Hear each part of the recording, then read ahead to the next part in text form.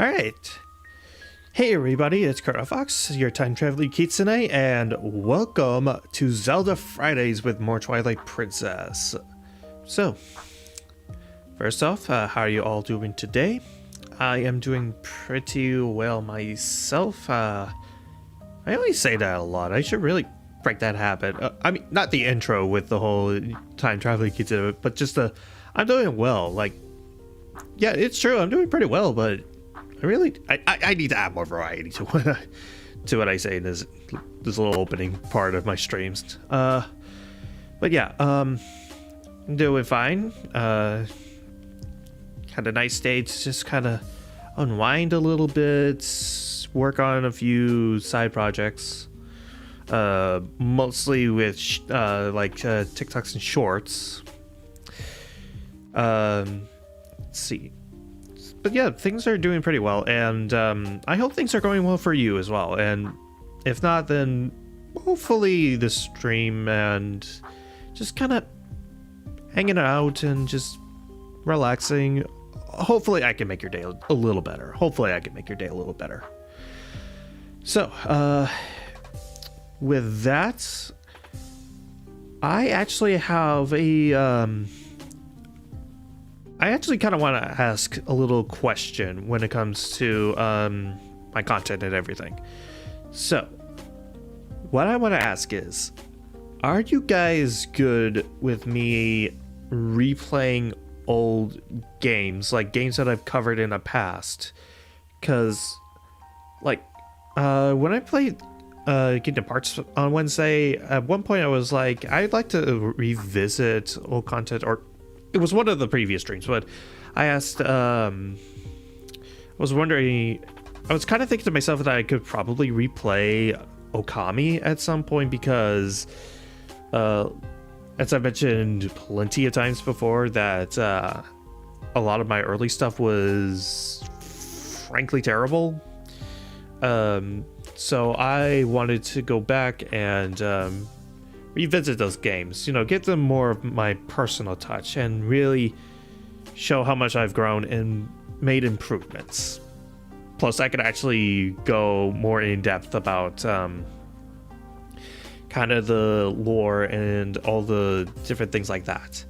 And it won't just be Okami that I can go over. I can also revisit Breath of the Wild and Ocarina of Time for Zelda Fridays, and maybe even replay stuff like Sonic Adventure 1 and 2. So, just throwing that out there, asking if you guys would be fine with that, or if it's like, no, I just constantly want to see you tackle new stuff, and even when you revisit old stuff, it would be adding a new spin to it, like doing randomizers or crowd control kind of thing.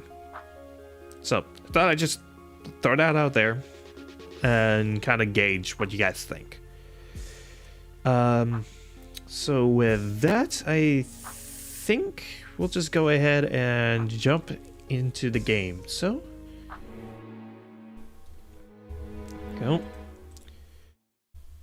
I forgot to do the open source projector thing so I can have it on my main screen. There we go. Alright, back into Twilight Princess we go. So last time, completed the Arbiter's grounds and found out that the mirror of Twilight has been shattered by Zant, and its pieces are now all over Hyrule. So our next objective is to make our way to the snowy mountains where the next piece of the mirror resides. But before we actually jump into it, there are a couple things that I did do off screen.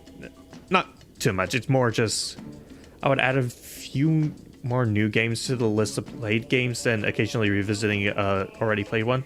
Okay, yeah. I mean, I'm not talking about like right now. Like, honestly, for Okami, I want to wait a little bit longer with that one. Kind of make it maybe a potentially make it a potential anniversary kind of thing. But yeah, I just wanted to gauge if you guys would be fine with that. Okay. Anyways, as I was saying, off screen I did go back to the Lakebed Temple and I got a red chew jelly and a fairy so I can have healing stuff again because, well, I went through the entirety of Arbiter's Grounds with like no healing, so kind of wanted to make things a little easier on myself for now, so just wanted to just say that right now. And before we actually go to Snow Point, there are two things that I want to go and take care of real quick. So first, I want to go Upper Zora's River, because I want to go back to the fishing hole. Because there is something there that I want to get that I totally forgot to grab last time.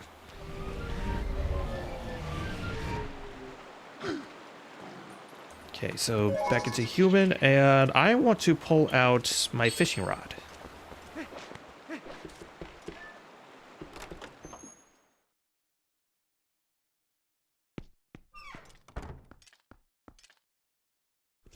And what I want to do is go to the left. And I want to look for a certain sign, because that'll tell me when I actually hit the point where I want. So I think it's this one?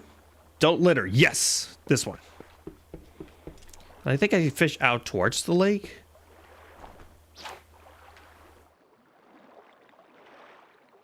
There we go. Again, I'm so not used to the button controls with the fishing rod in this one. Okay, come on. Gotcha. Okay, just pull up. And please let it be. Not what I was looking for. This may take a couple of attempts, depending. Unless... Do I just throw it out into this little spot, then? I don't know. It's been a while since I last got this specific thing that I'm looking for, but I know it's around here. Let's see. No, that's not it either. Unless it's on this little spot of land.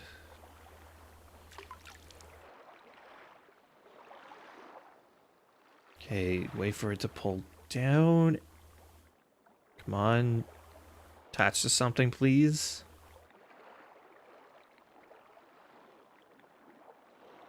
Come on, pull on something, please.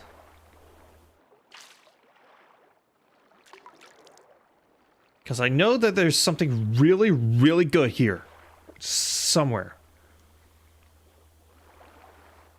Okay, come on.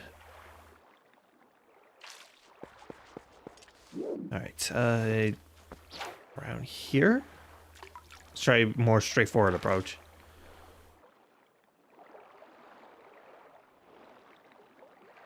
Oh, got something. Please, please, please, please, please, please.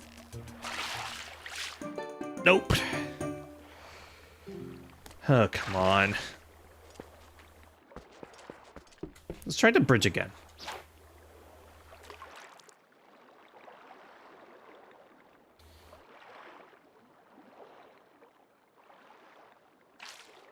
It's probably a fish that I was grabbing.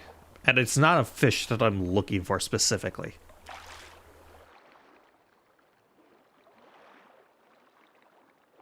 Come on, come on. Ugh, dang it. Too early.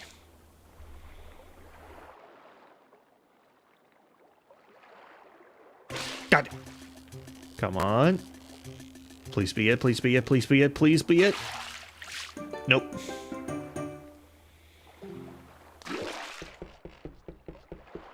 Maybe a little further down the bridge? Or do I just wait for it to get a certain item for the fishing rod before I can get this thing?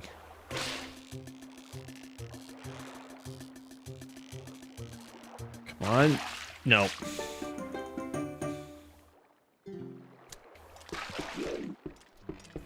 Let's try again with the other side of the thing. And if I don't get it here, I'll just wait until I get a certain upgrade with the fishing rod. Then I'll go and get that item.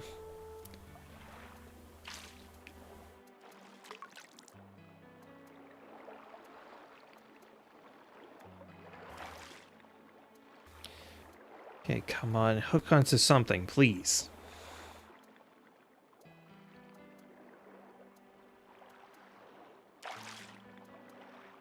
Got it. Come on. Please be it. Please be it. Please be it. Please be it. Please, please, please, please, please, please. No. Alright, I'll come back later. Oops. Did not mean to land into the water. And, okay. Again, I'll just wait until later to get the thing. So instead, I'm going to go do the other thing that I wanted to do. So I'm going to warp over to Kakariko Village, and I'm going to continue doing that one Mallow Mart thing that I started a while back.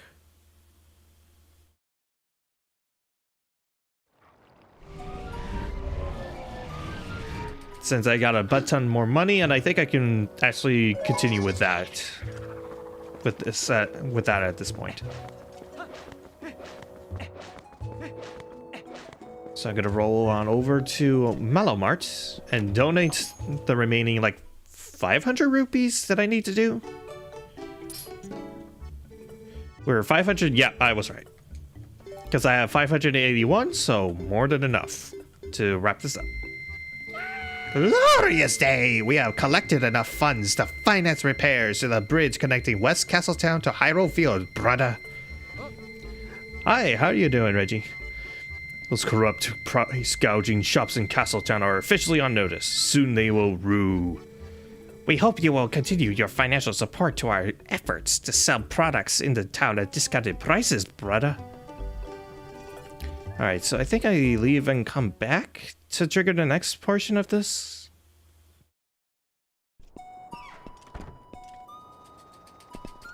Hopefully I'm right. Again, it's been a while since I last played Twilight Princess, so... now only have 2,000 rupees left before we reach our goal to financing a store. Oh. I have a lot longer to go. Okay, finance the shop there. Unless, was there a way to bypass the whole 2,000 rupee thing? Because I swear that there was. Maybe if I talk to this guy? I predicted you would come, my brother. Tell me, did you not see a young Goron in Castletown? He has yet to come back, even though they say the West Gate Bridge is fixed. Perhaps you could look in on him for me, brother? Okay, yeah, I think this starts the whole I can bypass the 2,000 rupees thing. So I need to go back here. And can I warp at all? So I just need to go to Lanayru and Castletown.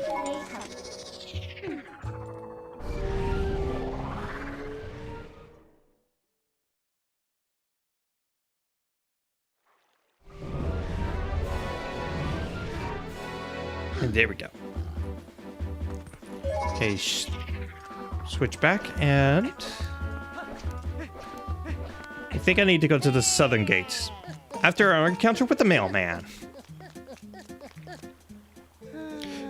Alright. It is a letter from Barnes. Okay, I think I know what this is about. Onwards mail. If I remember right. Okay, rare item in stock. Yes. How have you been? Still a bomb enthusiast? Still loving bombs? Well, I got some interesting bombs in, so come on by and pick some up. Wait till you see what these babies can do. I have to keep that in mind for later.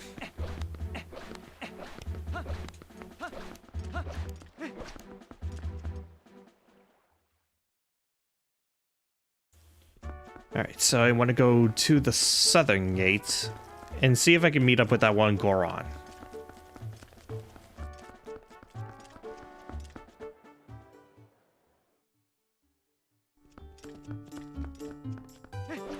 Because I really want to do the Malomart thing for two big reasons.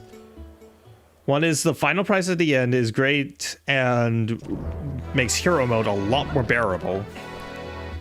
And the other is, well, if you played Twilight Princess before, you already know why I want to unlock the full extent of Malomart.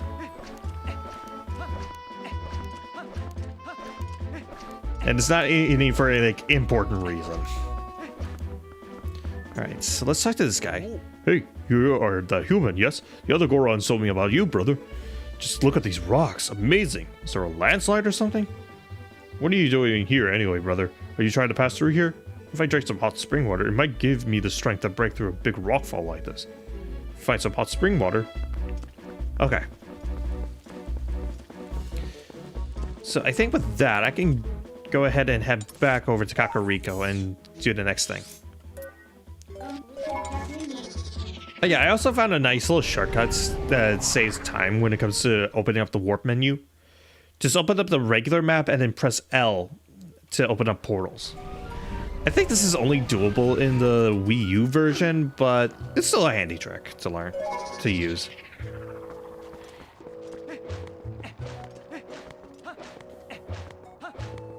Alright, let's talk to this Goron again. Even though they say the bridge has been repaired, my young one in Castletown fails to return. Could you perhaps go check up on the young Goron in Castletown for me, my brother? Oh, I guess I need to go talk to the little kid Goron? I guess that was what it was. Back to Castletown, I guess. Well, that was a waste of time.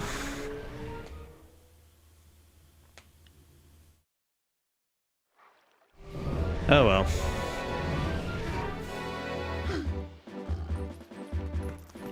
Alright, shift back into human and let's roll back over to Southern Castle Town because that's where the young Goron is. I just thought it was the one at the gate because, you know, younger than the Goron Elder. I thought that's what it meant. I didn't realize it meant the, like, little Goron.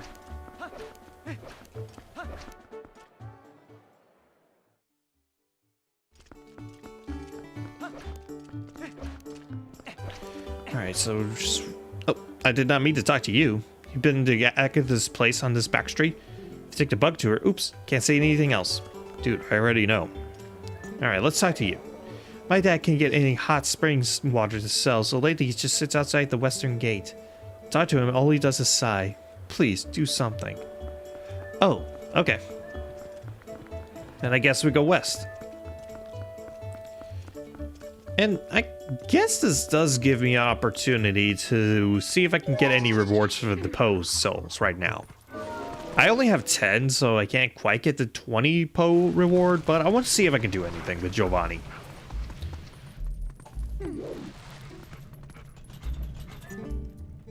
Doggy, look, still can't move. I need to move, quick. You have to bring me the remaining ghost souls. I still need 10 more.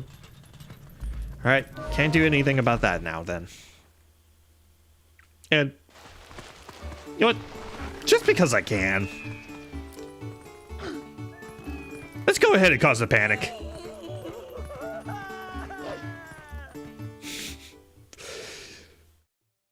Though I probably, if I want to cause true panic, I should probably go to the town square. So let's just go into the center and let's cause a massive panic. There we go. That's more like it. Ah, I love those screams. What? Donkey just wants to play with you. He just wants to play. And here are the soldiers. And the best part is, scared them off.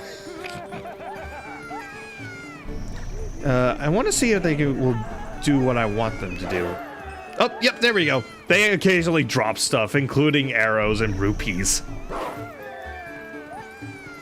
So if you need arrows, just go to the town square as a wolf and just scare off a few soldiers.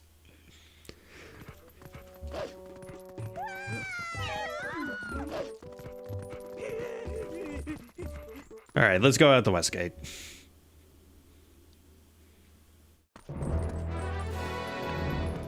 And shift back into human.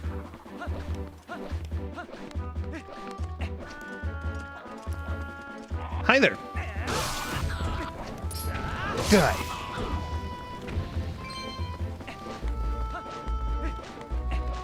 Alright, so go out the west.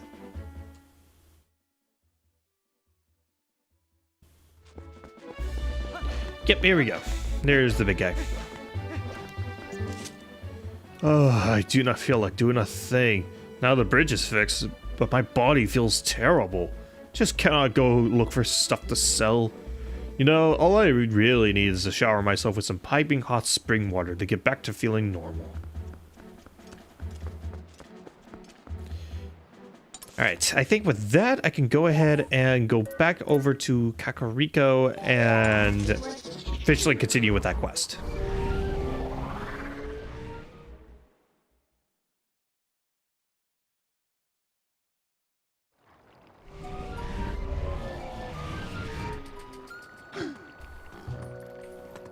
Alright, so...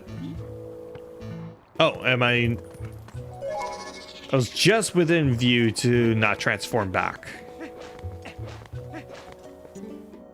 I did not mean to read that.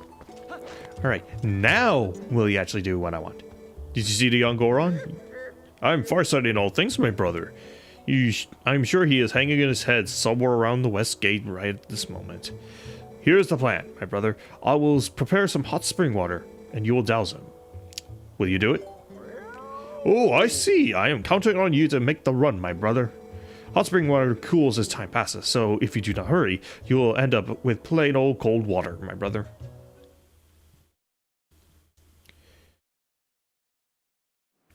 So yep, we are carrying this barrel, and my best advice, take the edge. Just run along the edge. That way you can avoid most of the enemies, and it actually provides one of the fastest routes to that Goron. Plus, if you go any further than the edge, you'll encounter endless amounts of levers who will break the barrel. So just run along the edge until you reach the west gate. Only put down the barrel only when you absolutely need to, like if you want to take down these enemies. Which you can just easily avoid. All they do is just shoot at you, and it's pretty easy to avoid them anyway, so.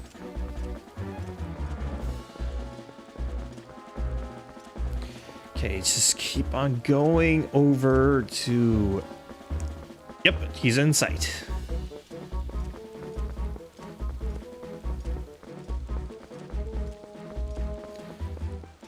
And I actually don't know what the time limit is on this thing. Like how long it stays hot water. But it's more than generous. So is that some Kakariko hot spring water you have there, brother? If you pour it on me, I'm sure it will restore my strength. Target it and throw! Whoa! I feel rejuvenated. I smell that heat. It is spring water from back home. Well, I'm going back to work and open up the shop.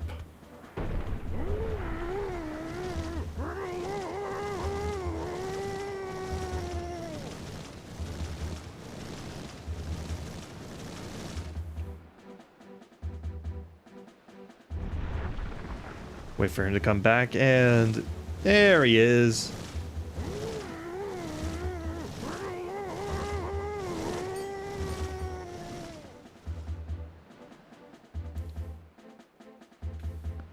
And our prize? A little piece of heart. 2 more to go to get another heart container. And next, I want to go back over to Castletown.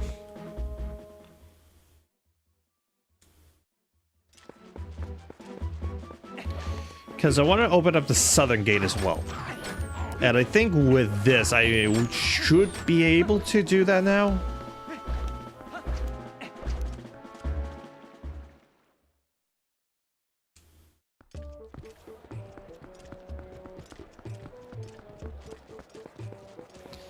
So go all the way back down to the southern gate.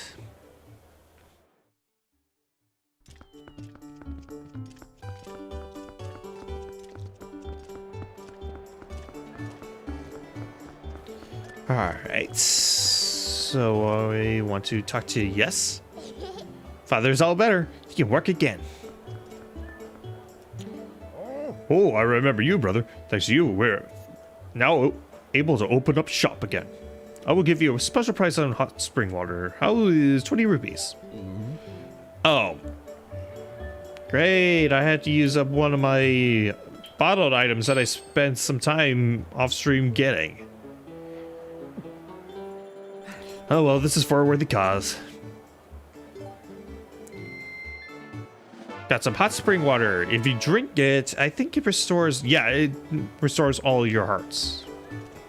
But you have kind of a limited time window to use it.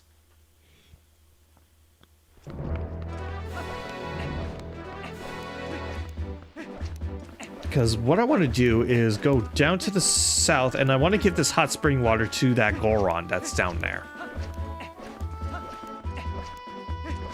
And, oh, Agatha.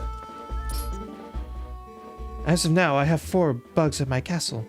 We only need 20 bugs more until all of them are here.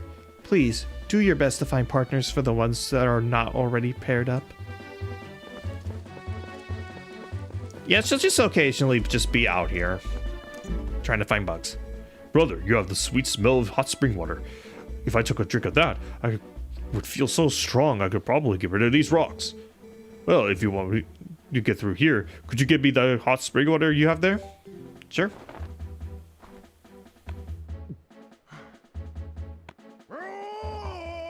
Yes, Goron power, go! Well, I'm going to get working on this, so come back after in a while. In a little while.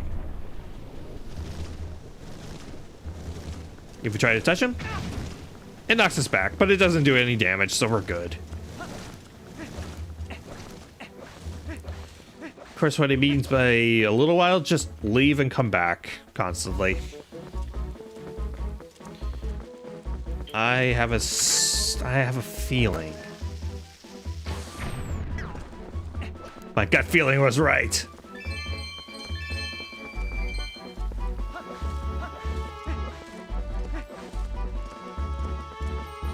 Alright, so I think a nice fast way to go in and out. Ow. Ways. Alright. So I'll fly up with a claw shot. So I think right here in the circle of stones should be... Yes, a hidden grotto.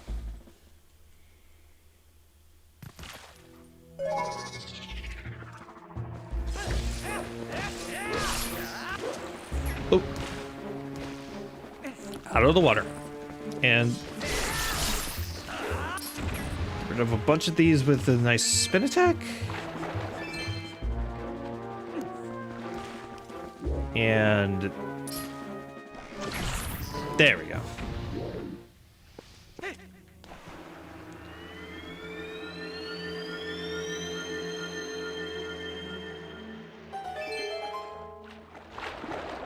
And let's see what's in the chest, because it's either a Meaver stamp or it's a piece of art. Or money! I can take money. I'll take it. I'm gonna need a butt ton of money for what's coming, so...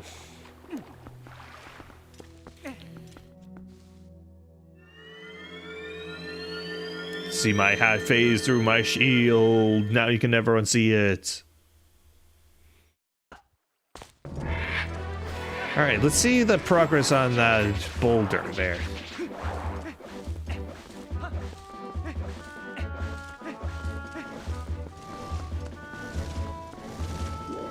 Still not much. Oh well. At least this gives me a chance to show off one of the few things that the spinner does outside of the Arbiter's grounds.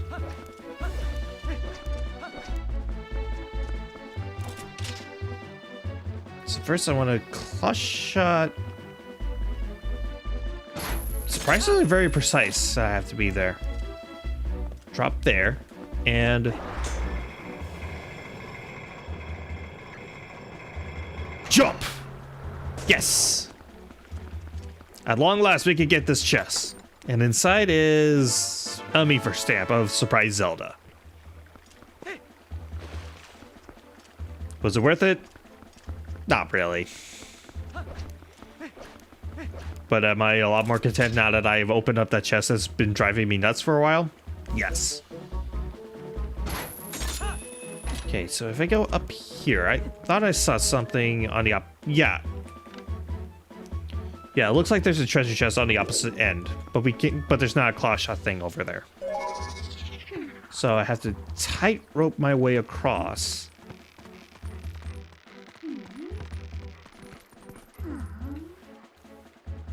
I think with this, I think I have to... I think there's a spinner thing here that I could use. Nope.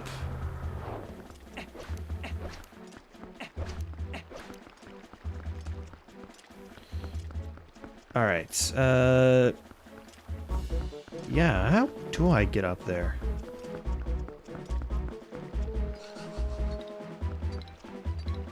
Oh, it's officially nighttime, so pose are out.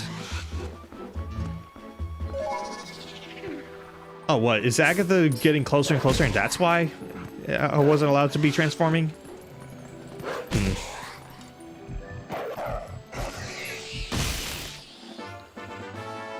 Actually, what is Agatha's reaction to Wolf Link anyway? Oh, she doesn't care. Okay. Can I? Thank you. Oh, hello, puppy. I'm sorry, but I don't speak puppy. You want to play? Aw, that's kind of cute. Alright. See, there's a bug right there, and I figured out that you don't necessarily need the Gale Boomerang to collect these bugs. Plus, that's more than enough. Gotcha. A female ladybug. I already caught one. Oh, I did not mean to recollect it. Normally, if you're not playing hero mode, recollecting bugs will just spawn in a heart every time you do it.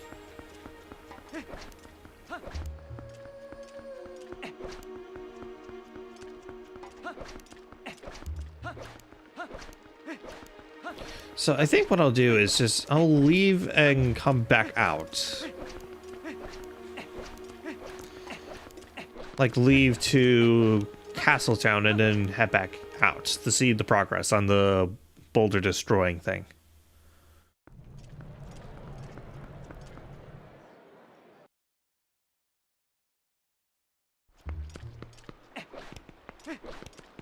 So if I run out here... Any progress? No, not really. Alright, I guess we'll go ahead and get started in some story progress. So our first stop is Upper Zora's River.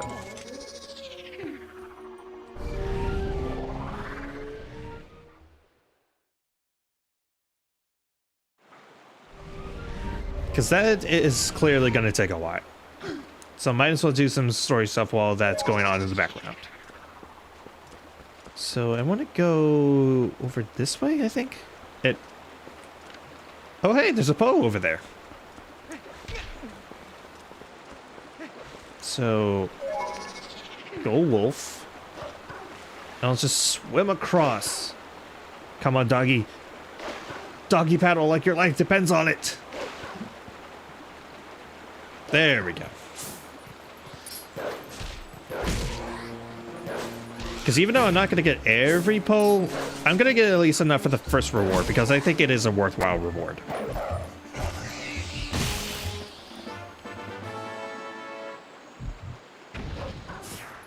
Alright. Back to human. And I don't want to go this way. I want to go... I think... down that pathway over there.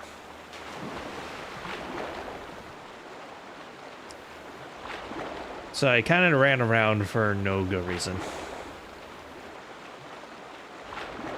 So I want to head into the direction that has like a symbol that looks like the Zora sapphire on it.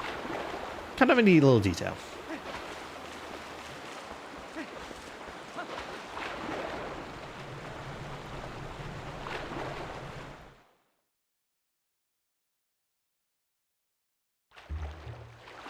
Oh. Nope. This was the wrong way. Fine, I'll warp to Zora's domain and instead do that.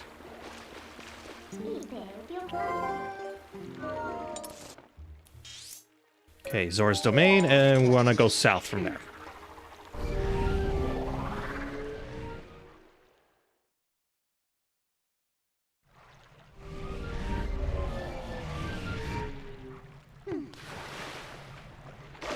Again, Zoras don't care that a wolf just materialized right in front of them.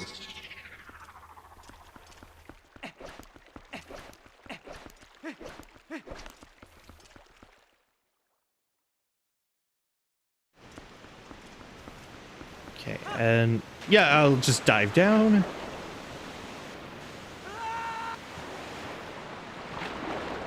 And I want to head over to this little hole that used to be blocked off by ice. Come on, climb out. Thank you. Hey, what do you have to say? Snowpeak is up ahead. It's very treacherous. Not only has the weather been bad lately, but because the beast has been coming to the village. We have been taking extra precautions. Sounds like something I can handle.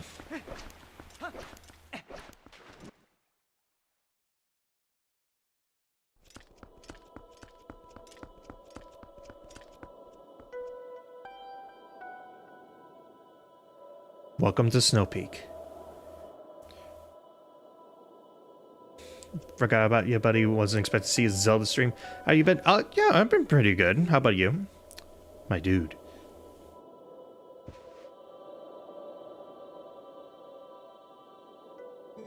What brings you to a dangerous place like this? Ever since Zora's domain got covered in ice, this mountain's been much colder than usual, yeah? I rarely see this game played. I know next to nothing about it. I'd say the closest comparison is that it's a darker Ocarina of Time. Like, I'd say that's probably the best comparison I can make when it comes to Twilight Princess. I was curious, so I came and waited, and as I said, a giant appeared. Yeah, looked like this. Got a Shay's sketch. Yeah, get some information. Apparently this thing's been stealing red fish from the village. Want to investigate further, but I can't even see the path through this blizzard, yeah? I'm sure you're here because you're curious about the mountain, but you'd best not go without a plan. Okay, then let's go make a plan. So I want to go, I believe Eldin and Kakariko, I think, is where I want to go.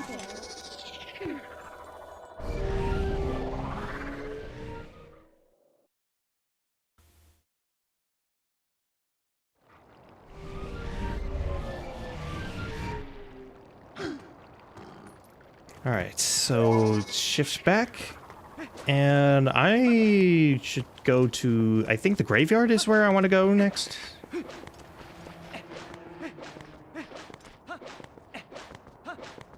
Because I need to go talk to the Zora Prince. And, oh yeah, probably want to equip the letter. There's a little sketch. And, ooh! Another Poe. Alright. And got another Poe soul. Actually, how many does that make right now? 13? Okay.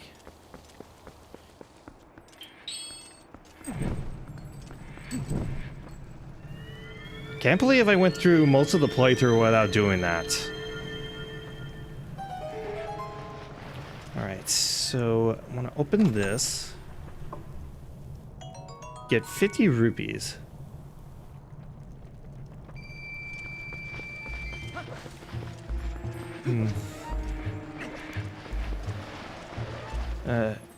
Go. Got a male ant.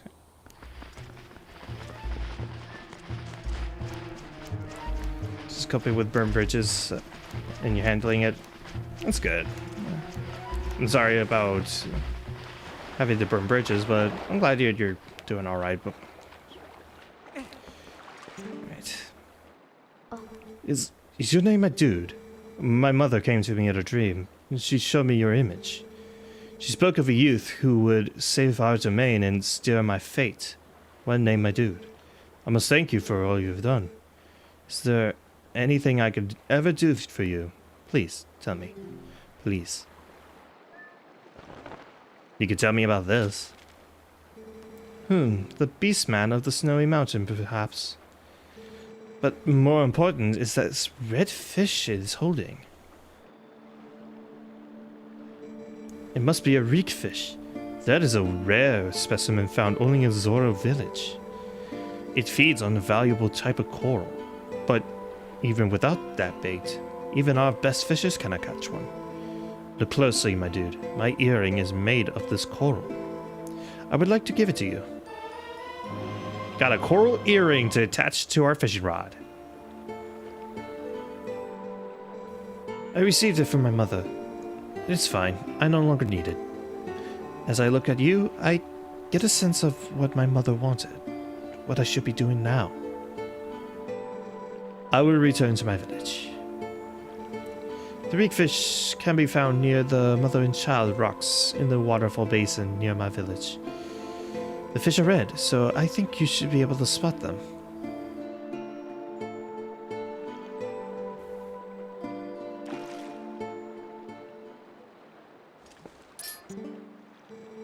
The reek fish can be found near the... Okay, you're just repeating. So I'll just go behind the grave and I'll warp out of here. First, Upper Zora's River, so I could try again with getting that one item at the fishing hole. Because now that I have the coral earrings, I should have every fishing thing available to get it now.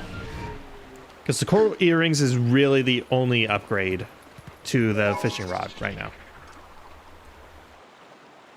Here, take this earring the size of my head that I was totally wearing.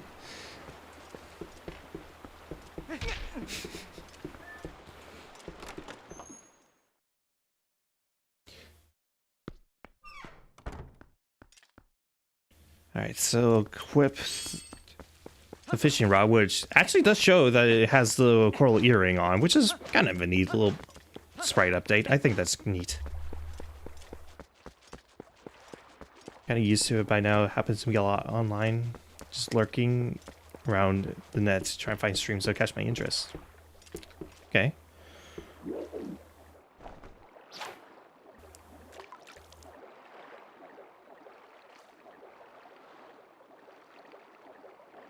Can I catch the thing now, please?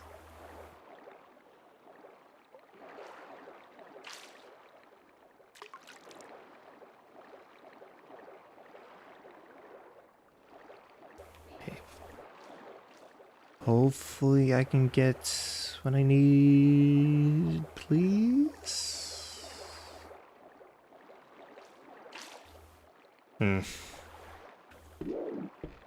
Okay, maybe it's here? Maybe I just need to be near the grass instead? Come on, pull it down, pull it down.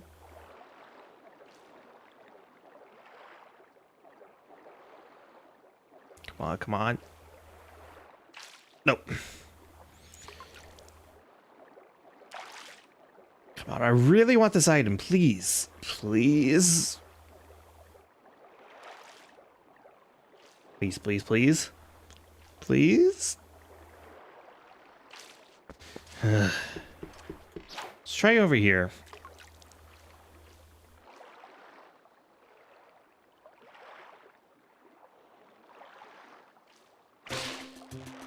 Please let this be it. Please let this be it. Please let this be it. Please let this be it. Yes! Got an empty bottle. That's 3 out of the 4. All right. Back to Zora's Domain.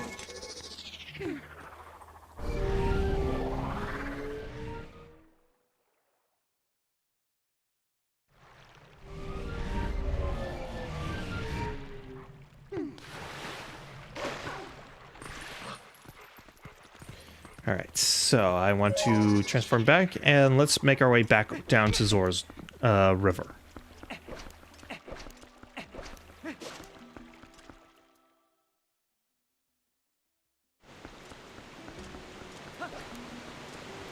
So I want to hop down.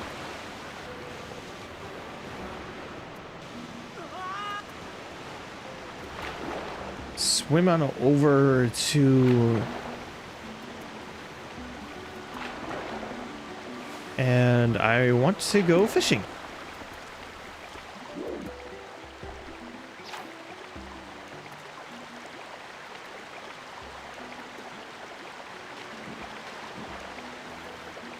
Let's wait.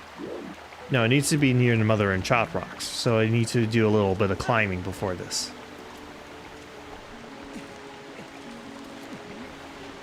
And also, I just realized I don't have my bow equipped, so there we go.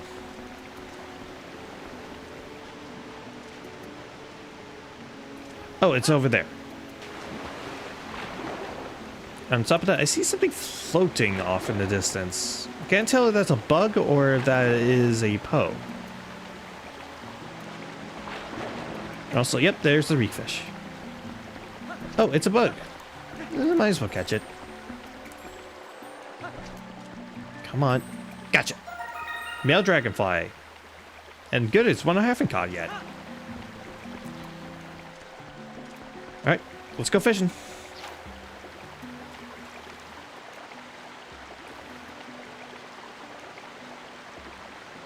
Thankfully, these fish are pretty easy to catch compared to some of the others. I mean, it is a required fish to catch, so it does make sense. Come on. Come on, I know one of you wants it. Come on.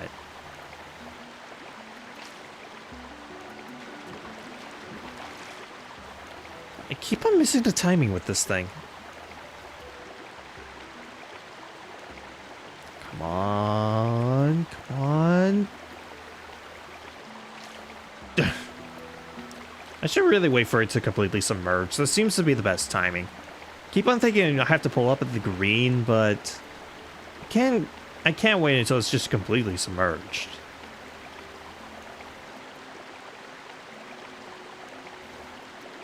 Okay, come on.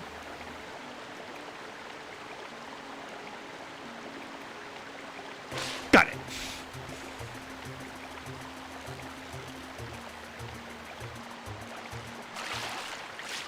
Caught a reek fish that looks a lot like a salmon. The sacred fish is found near the Zor River. It reeks. You don't say. Transform, and instead of smelling dead people, I smell dead fish. So now we have a method of reaching Snow Point. And unlike a lot of the other things where I didn't really need to track the smell, this one I do. So I'll remain in wolf form and just chase after the smell. Because Snow Point from here on out pretty much acts like a Lost Woods, where if you make one wrong turn, you have to start all over again.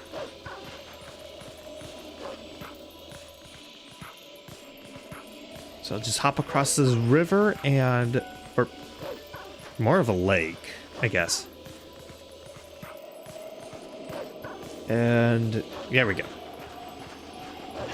And we have new enemies. These are ice wolfos. Yeah, kind of had a bit of a glow up since Ocarina of Majora, haven't they? Because before they were almost anthropomorphic, but they also still ran on all fours. So they were kind of weird from a design standpoint, but here they're basically just ice crystals in the form of wolves. It's kind of cool. Wait, I missed the finisher? How did I miss the finisher on? Come on. There we go. Okay, come on. There we go. Alright, and I think there should be a Howling Stone nearby that I can get. Let's see, there's another Poe off in the distance. I might as well go and take care of that. And it looks like a hidden grotto, too. So, conveniency is convenience. No! Well... that could have gone better. Okay.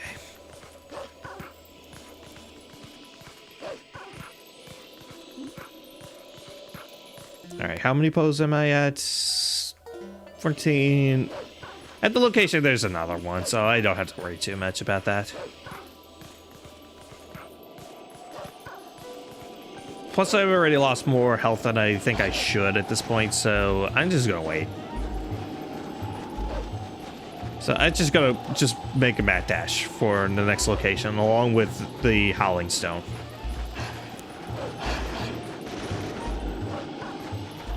Alright, so up in this little corner.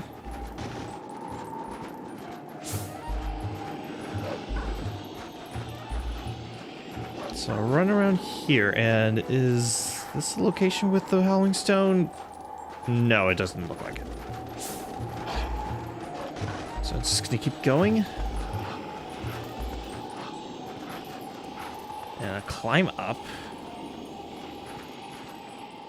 It's over here where the... no.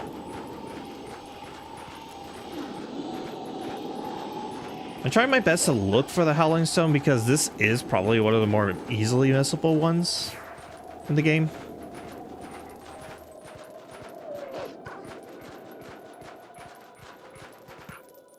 Okay, so hop up. Did I just... Yeah, I think I jumped off a little too early.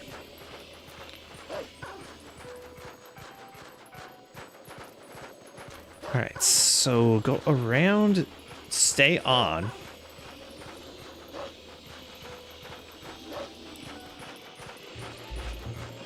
think right here I'm supposed to dig? Well, first, get rid of these ice keys. Oh! I'm freezing! Okay. It's supposed to be like a digging spot somewhere around here that I can use. Unless, do I just turn back? No, that's too high. Oh yeah, this is also the other reason why you want to stay as a wolf. You move super slowly as human Link in the snow. Alright, so instead... Turn back on senses, and I'm gonna run around a little bit, see if I can find something.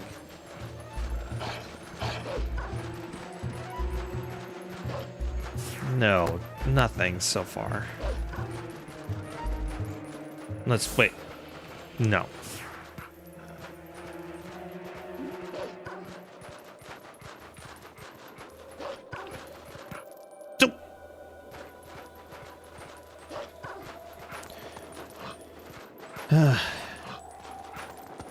Keep on falling off. Alright, whatever. Let's keep on going. Wait, is this digging spot what I needed? No, that's just something for me to dig up either a heart or a rupee.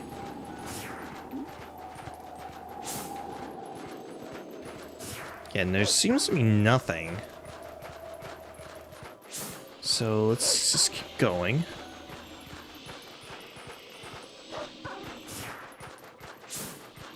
Unless... Oh. Probably the first time you had to, like, headbutt a thing of snow. Huh, okay. So I'll keep going. And can I just, like...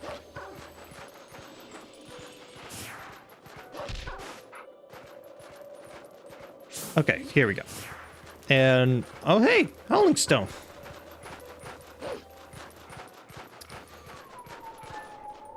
So it's up, down, middle, down.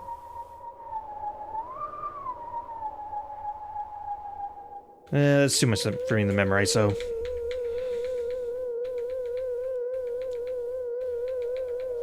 There, all is revealed to me.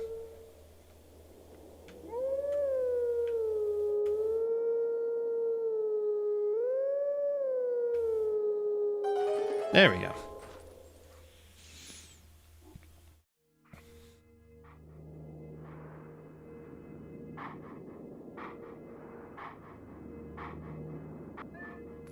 All right, let's go. Up, do, do, do, do, do, do.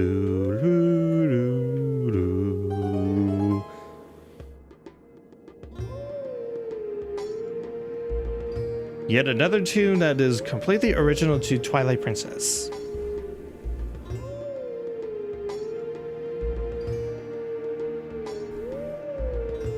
And heck, I don't even think it has like an official name, like any lore name. It's just like Howling Track something on the OST. Which, in a series that's just chock full of different songs that have different meanings, it is a little weird that they don't like that they didn't give that an official name. It's just as far as I know. See, and old Wolfie is in the graveyard. Okay.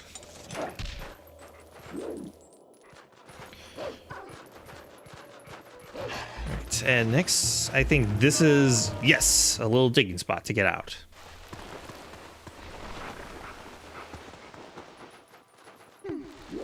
I think from here, I can just transform back and make our way forward. I could take the ladder. Or I could just take this vine.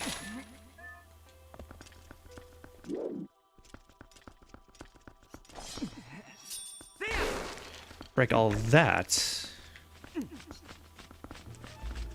A couple keys. Destroy those.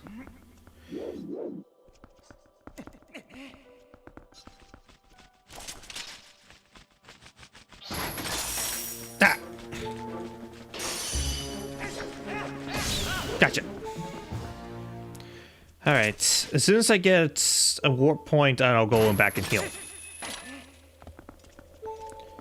And also, nice detail that these giant hands right about where Link would open them. Anyways, welcome to the peak of Snow Peak.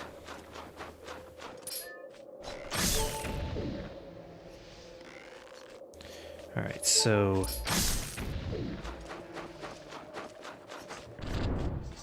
Of course, Shadow Beasts arrive just in time. 1, 2, 3, and the lighting did not do any that will cutscene any favors.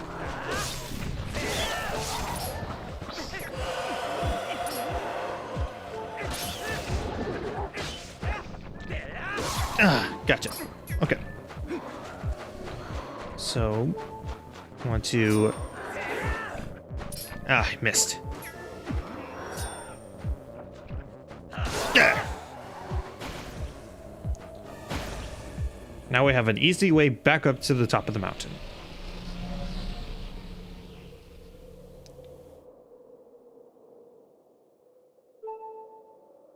I'll interact with him in a second. First, Kakariko, so I can learn the sword skill as well as heal up.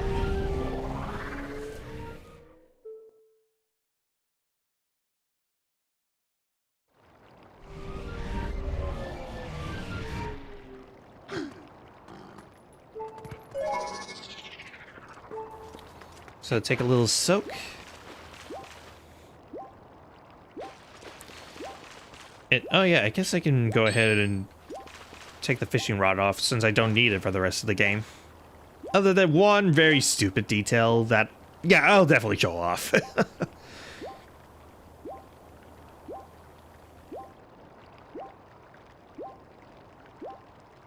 I mean, hey, if I showed off the stupid way you can fight Ganondorf in Ocarina of Time, I don't see why I won't show off the stupid thing you can do with the fishing rod in a boss fight.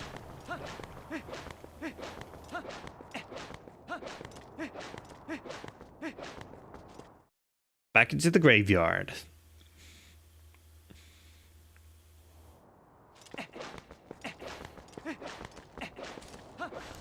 And I believe... Okay, so he's up top.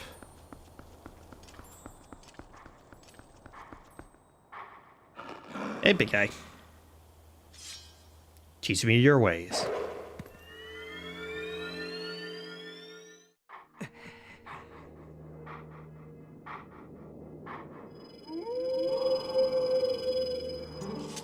We meet again.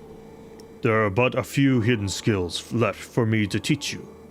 I have warned you of this before, but if you fail to execute the hidden skill I'm about to teach you, your life may be forfeit. Do you wish to still master this skill? Very well. But before we begin, I must test you to ensure you have mastered the last secret I taught you, the mortal draw. Now then, come at me. Hey buddy, how are you today? Yeah!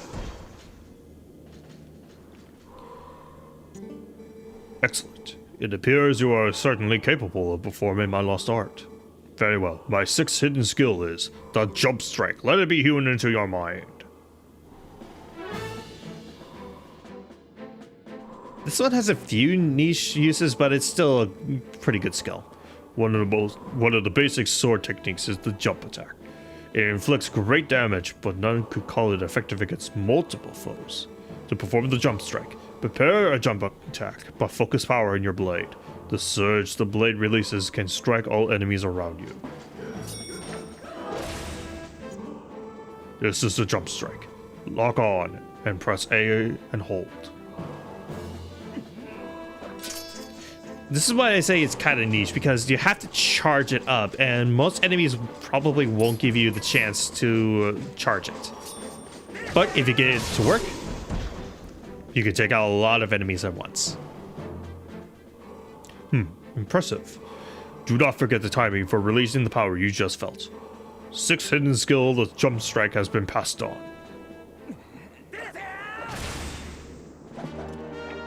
Doing the trailer pose, there we go.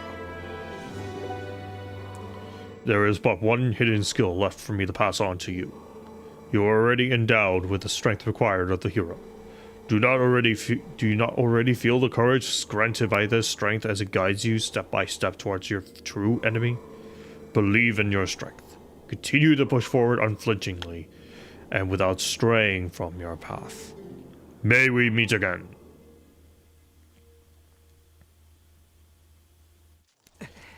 We won't unlock the final hidden skill for a long time, so yeah. Anyways, go to Peak Province and to the Snow Peak top.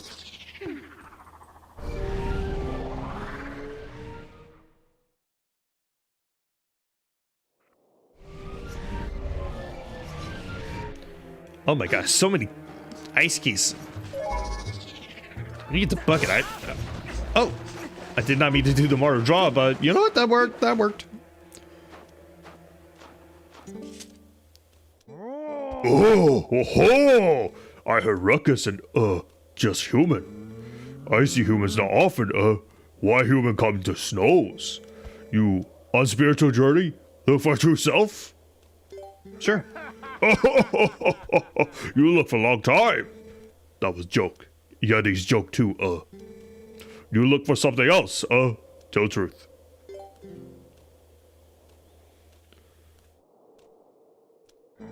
Oh, you look for mirror in such far away place. Why you not say so before? But you make good climb, and you lucky to meet me. I find shiny mirror piece. Same mirror you look for, you come to house and see yourself. I caught fish. I make you hot meal at least. My house far away. We slide there, Do you like me? Come.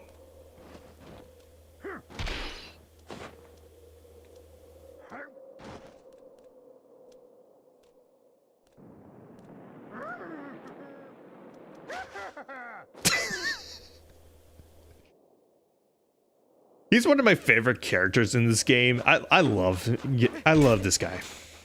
His name is Yeto. I love him. Get on and the precursor to shield surfing for Breath of the Wild. You can even use your sword if you want. But yeah, we can just kind of slide down the hill. It's pretty fun, and this is the only spot in the game where you can't go sledding. I wish there were more. Like, imagine doing, like, sledding around in the desert. Like, that would be pretty fun. Oh well, I guess we'll have to wait until Breath of the Wild for that to... Oh! I crashed into a tree. Thankfully, renewable ice sled. Yeah, it's a bit weird that it does that, but, hey, I'm not complaining. I'm not complaining.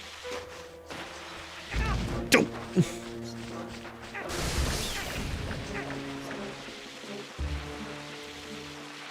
There is a sledding minigame later on, but I'm not going to do it because it's actually legitimately hard. If I'm struggling just to do the base, go down the sled, what chance do I have of doing the minigame? Oh, okay.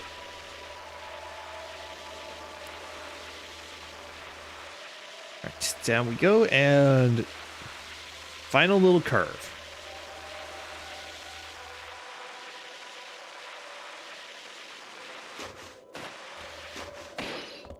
And there we go.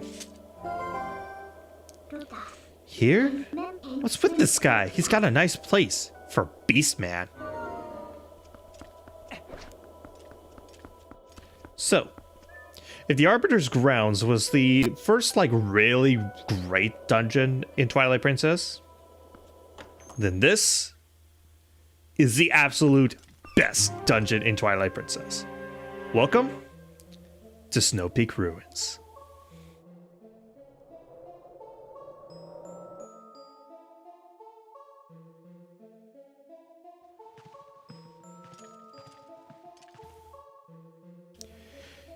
So, first thing that caught my eye, there's a Poe in here. Not hard to miss.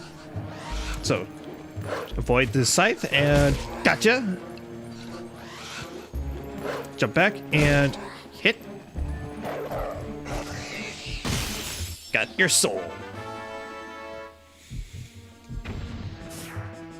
Go ahead, transform back, and there's a couple of choosing here if you want to fight them and get their jelly.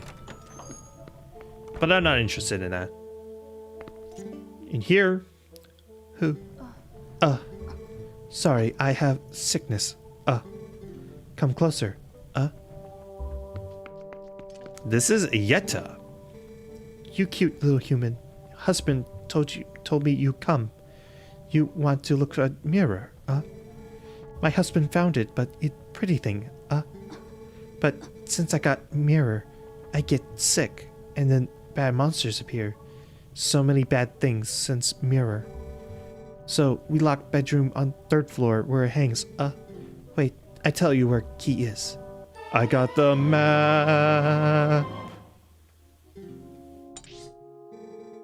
Fever make head blurry, but it probably in this room where marked by this symbol.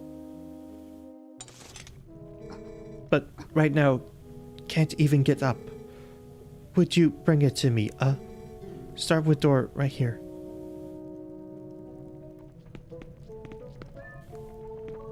I really love Yetta's design. Like, it is a little weird that she has no arms, and that's not even like a thing like this is like her sweater or something. No, that's actually her fur, and she just straight up doesn't have arms. But otherwise, I think she's really cute, and I really like her character. Again, this Yeti couple is really freaking adorable. I love them.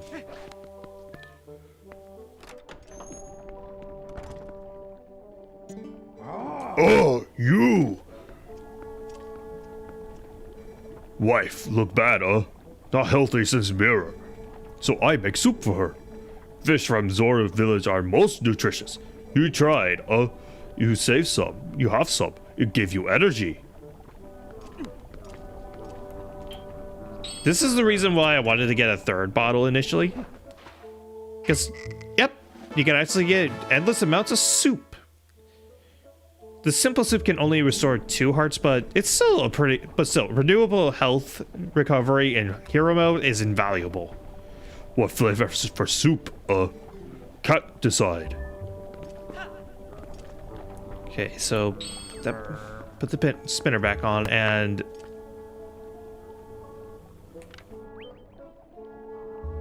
nope. Just gonna move on to the next room.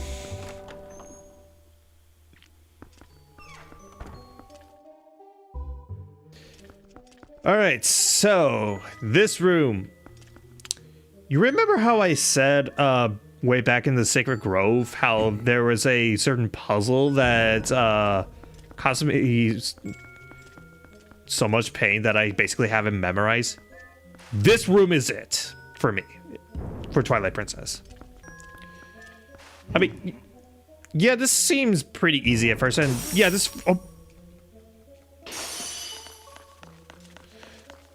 first puzzle is pretty easy, but trust me, there is a puzzle a little later that involves the same room that's a little harder, and yeah, it caused me some grief on my first playthrough. So I opened that.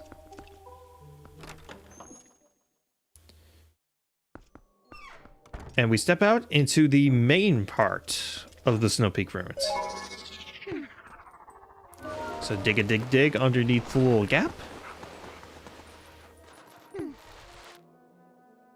And yep, welcome to the main part of the Snow Peak Ruins.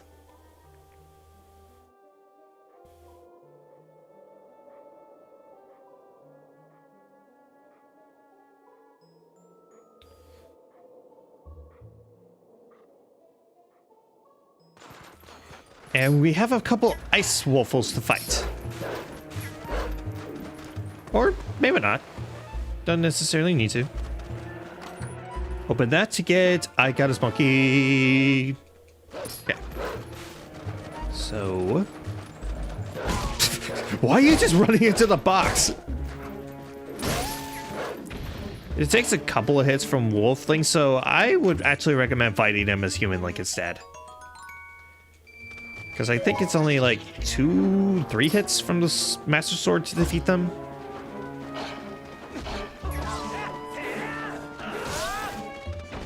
Yeah, it looks like 3 hits, since spin attack counts as 2 hits.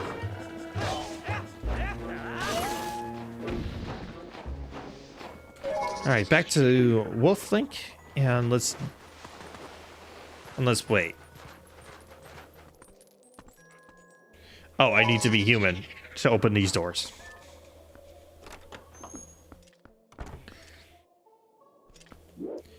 Alright.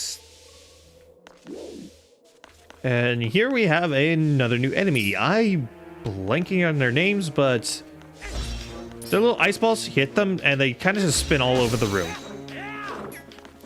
They go down to a couple of hits with a sword, and that's about it.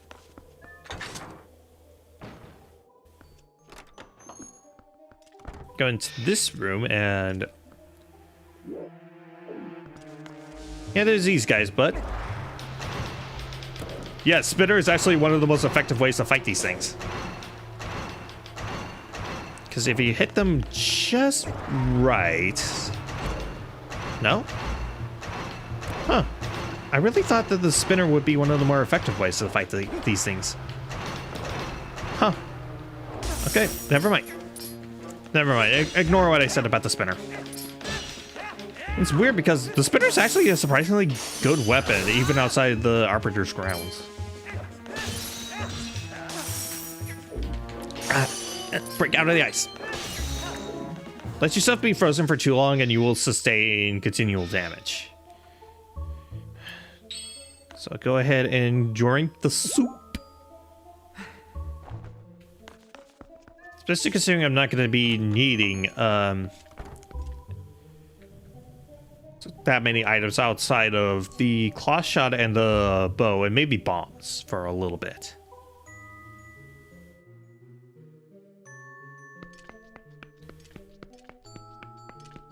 So approach that, and these are new enemies.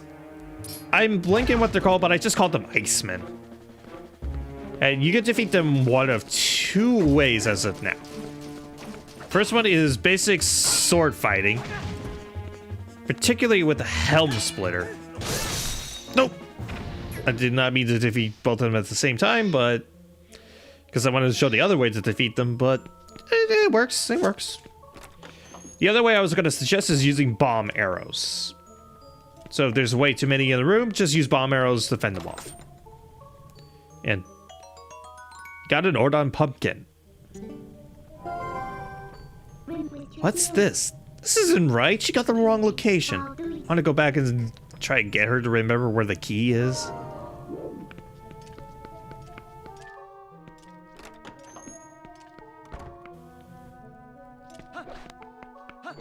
So on top of the Yeti couple, I think the big reason why I absolutely adore this dungeon specifically is because, well, it's a mansion. It's a pretty dang unique location for a Zelda dungeon. Like, most of the dungeons in the Zelda series are usually, you know, regular temples, you know, places that house spirits or are supposed to be, like, places to protect sacred things. And don't get me wrong, that's good. I like those dungeons a lot.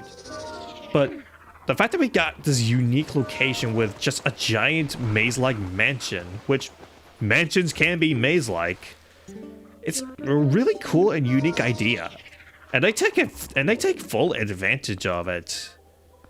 I think it's really cool to navigate and see all the little details in this room and see just kind of everything that this place has to offer. Plus, if you play the HD remake, and you probably saw a lot of that in the background, there's some paintings around here that give some interesting lore implications, but I'll get into that in a sec.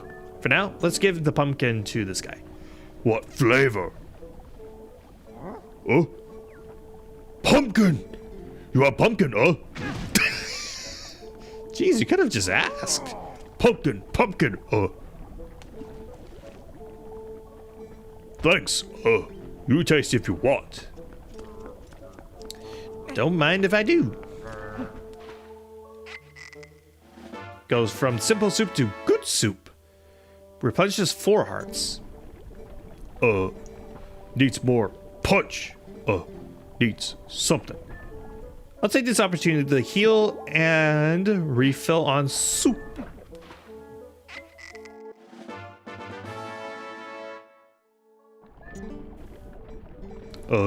Okay, so he's just repeating. Alright, let's go and meet up with Yetta.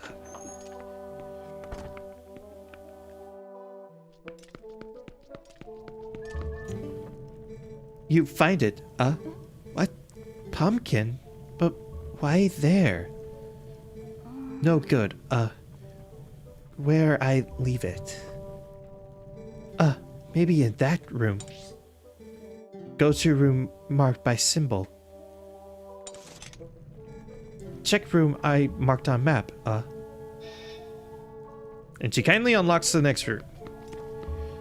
So, in this room is actually kind of what I wanted to talk about.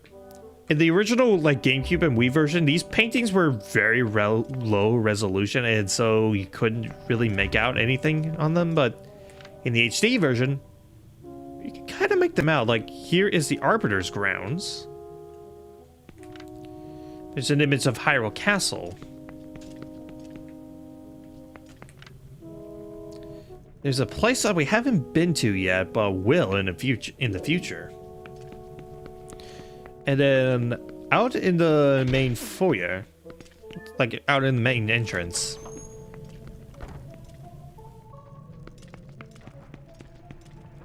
you can see the Sacred Grove on one of them. And Queen Rutella, and then this man that looks like a general. So,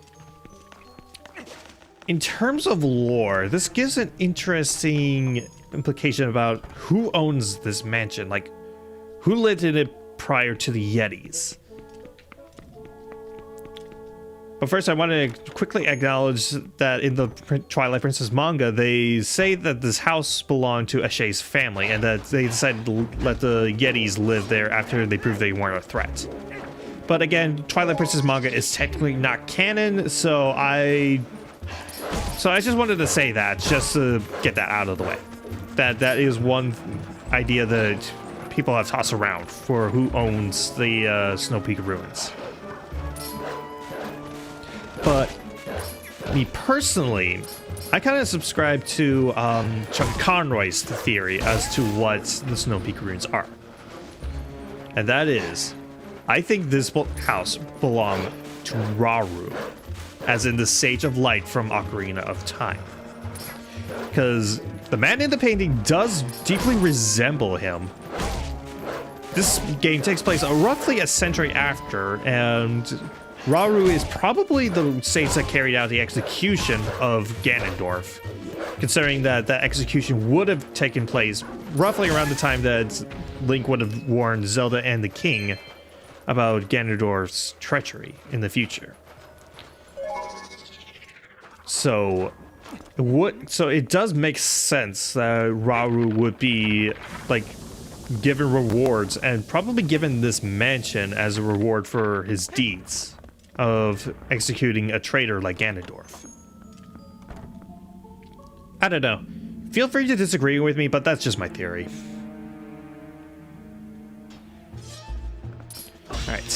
So there's a couple more of these guys.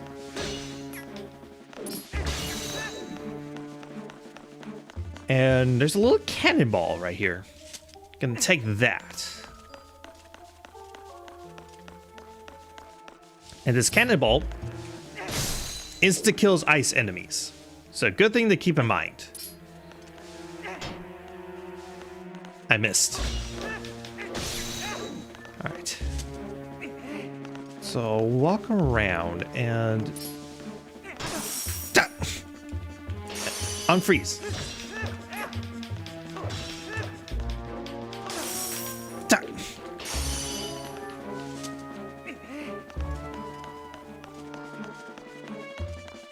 All right, so I want to stick this cannonball into the cannon and bombs.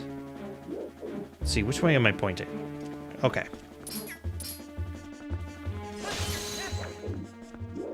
So I think this is where I want to have the cannon face. Insert the bomb and fire away.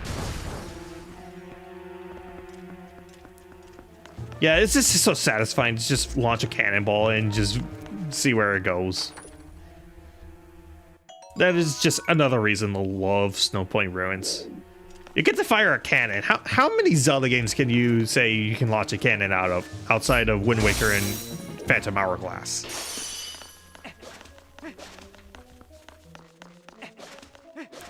Alright, so I don't think there's anything else in this room, so... No, I think there is. I just needed to turn the cannon around.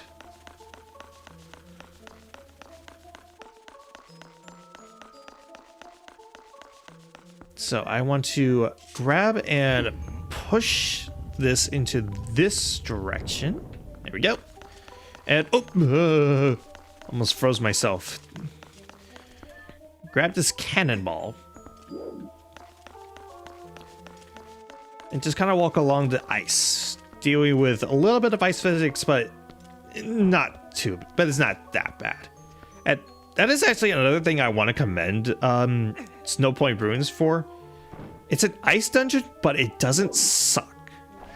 Like, usually in a Zelda game, with the exception of like Majora's Mask, pretty much every ice dungeon in a Zelda game usually isn't that great.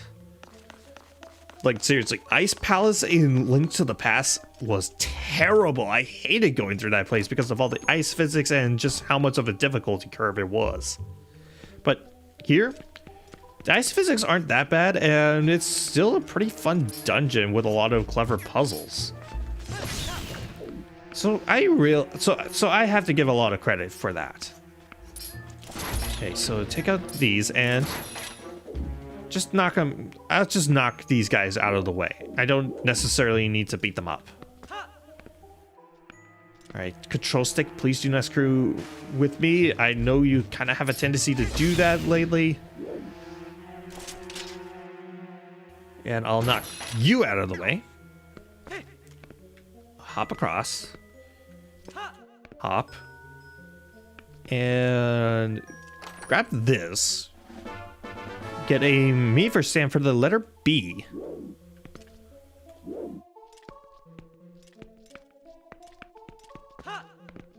And I'll open up this chest. I got the compass. All right. And then I can just go ahead and clutch up my way out. Yes.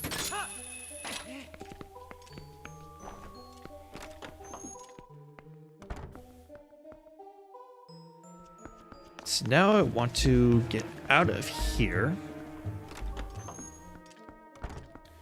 and try to figure out a way to get through here. All right, so go wolf. And, oh, digging spot.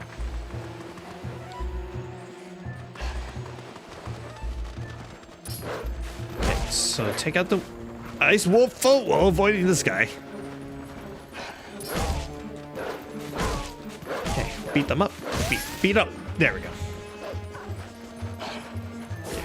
Oh. And dig out the rest of that. What's in here? Ooh, a small key. Okay. And there is a can in here, so definitely want to spin this around. I'll also have to find a cannonball somewhere nearby.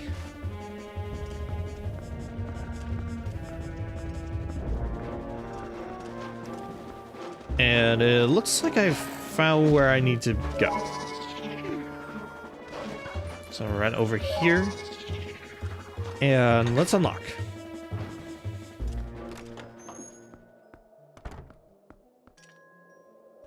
And also take this opportunity to heal a little bit since I'm down to 4 hearts. Ah, refreshing. Thank you, Yeto.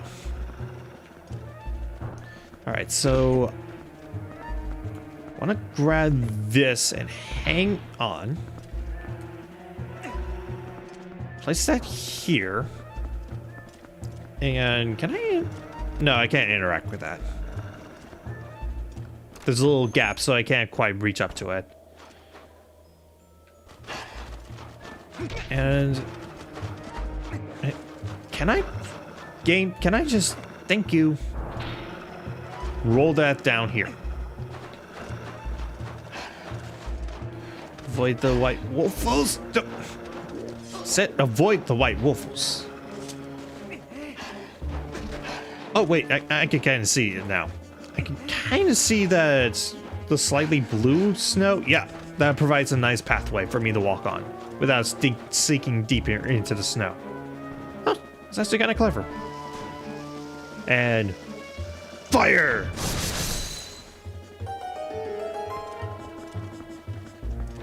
Alright, that takes care of that guy. And wolf, go! Back to human and through the door.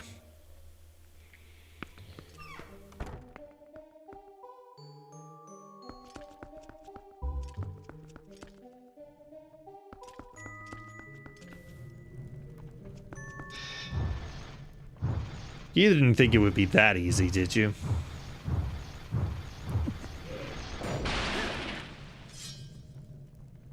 Meet the mini-boss of Snow Point Ruins. Or Snow Peak Ruins. Heavy armor.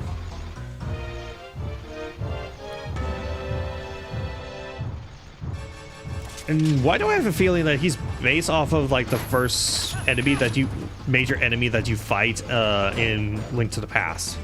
It just feels like it is. Anyways, you wait for him to unleash his chain ball and then you attack his tail. They changed it in the HD version to make it so that his tail is armored. Oh. Which doesn't make sense. You want to make your weak point obvious, and I think they did a good job in the Wii and GameCube version, but whatever. It still works. Either way, defeated.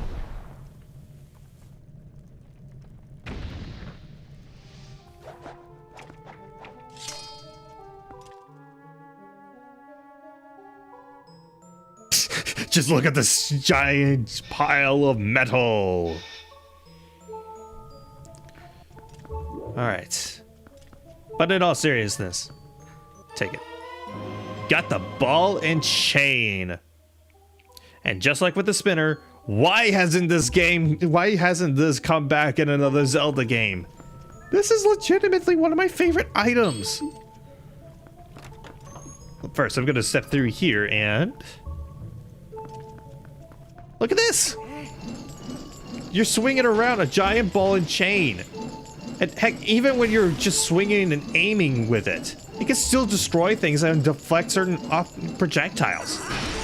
And it causes so much devastation like this. It is legitimately one of the coolest items. I love it. And I'm just so upset that they never brought it back for any other Zelda game.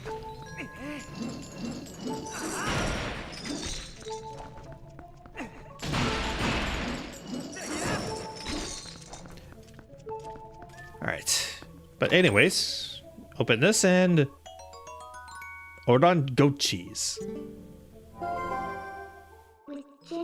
Food again?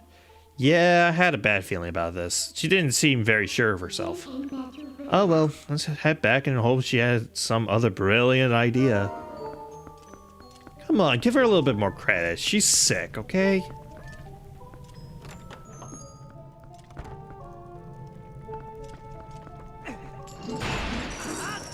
Destroy a little bit of that armor. And let's head back.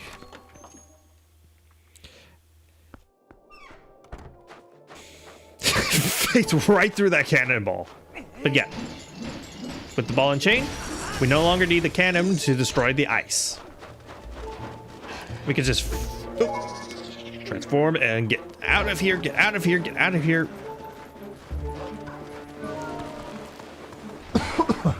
Excuse me.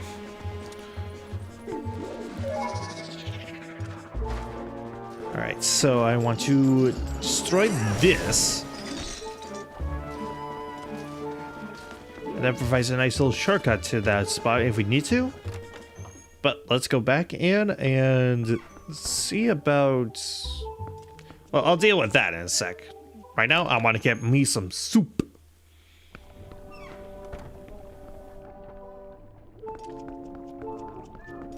Hey, big guy. Needs more punch. What? Good smell. What do you have, perfect ingredient, Little more time on fire, it become gourmet soup, Here, taste, Don't mind if I do. Goes from good soup to superb soup. Replenishes 8 hearts, making it equivalent to a red potion. Smells good, Wife feel better when she drink this. He's such a good husband, man. And yeah, 8 hearts, it's basically almost a full heal for me at this point. So yeah, this is just going to be my choice for healing from here on out. At least in this dungeon. So yeah, why not just take 2 soups so I can have basically 2 full heals. Alright. But yeah, let's go and meet up with Yetta. I think I remember, we put key in nearby room, so no forgetting, how I forget, embarrassing, see? Here, place marked by symbol, If there, it must be, you look for me. Last door has been unlocked for this little spot. By the way, that soup your husband is making, delicious.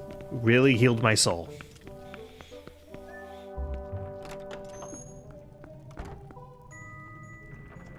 Alright, so... destroyed that. And yeah, what a jerkish place to put that thing. Walking into that is basically... it basically makes it impassable. But for me, because I have the ball and chain! Unfreeze it. Come on, let me hit the thing! 2 hits with the ball and chain does it. And the ball and chain also instantly destroys these small fry. Alright. I think Yetta has arms, just a large sweater.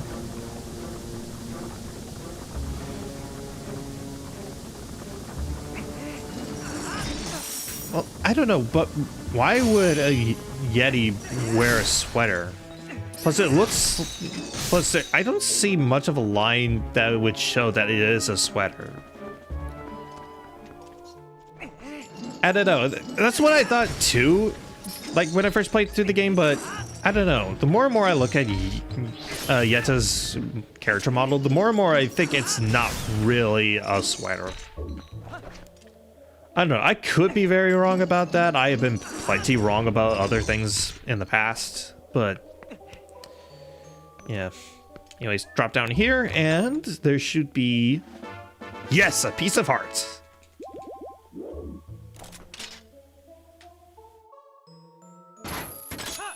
Look close near her legs. Okay, I'll have to take a look when I encounter her next. See, that needs a key. So go through here.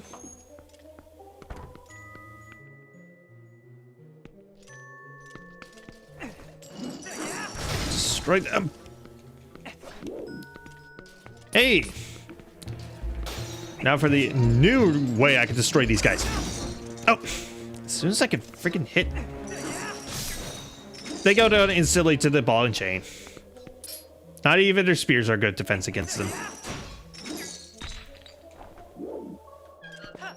And I'm gonna swing from the chandelier. I got a smoky.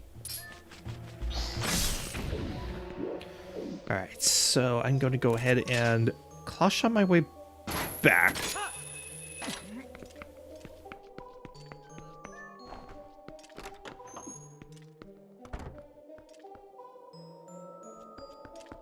And I think from here, I just go to the locked door.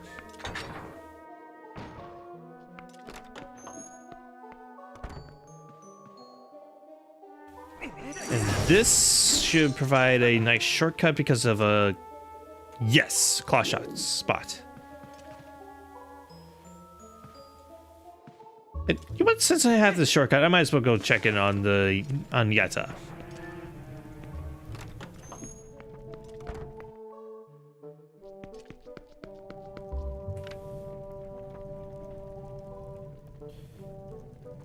I mean, I can kind of see it, but at the same time, it does look like it does blend a little bit with her fur, too.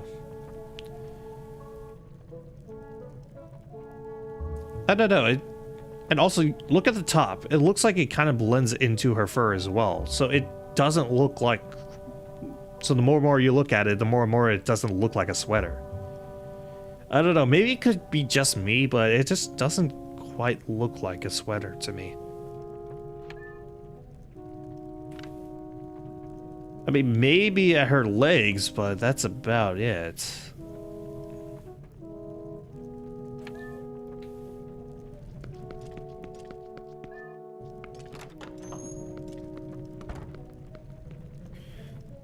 But, okay.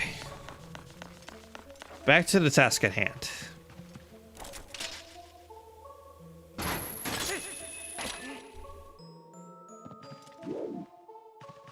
So for this guy over here, gonna do the bomb arrow combo. So otherwise he's gonna be just throwing the spear at me and causing me issues.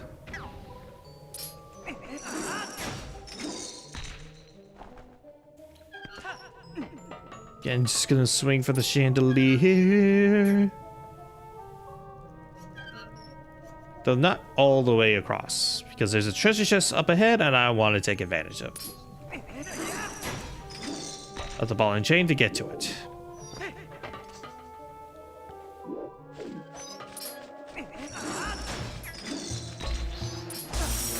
Tap! Unfreeze, unfreeze, unfreeze! No! I'll try again in a sec, but first, these suits of armor. We want to destroy them. Because behind one of them is a pole.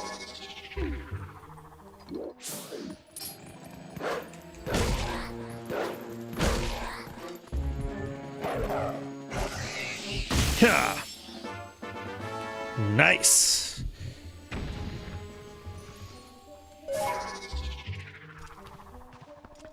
And I think one of these also has another thing.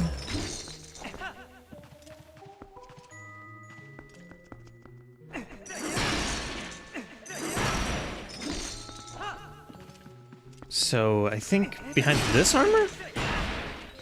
Yep, treasure chest. Meavers stand for the letter Q.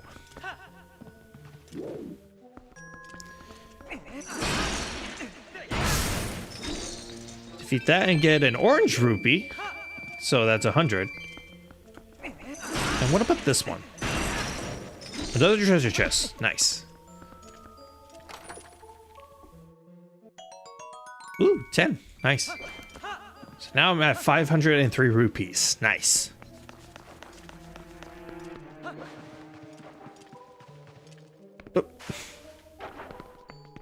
Oops. Also, that door down there, it just leads to the room with the piece of art, but you can't really get to it. That's why I waited. See, I think this is just a regular yellow juice, so it just gives you lantern oil. But I don't think the lantern's used in Snow Peak. So I wouldn't worry about that one too much. Oh! Alright, I almost forgot about this. Using it forces Link to step forward a little bit. So don't use it directly on the ledge.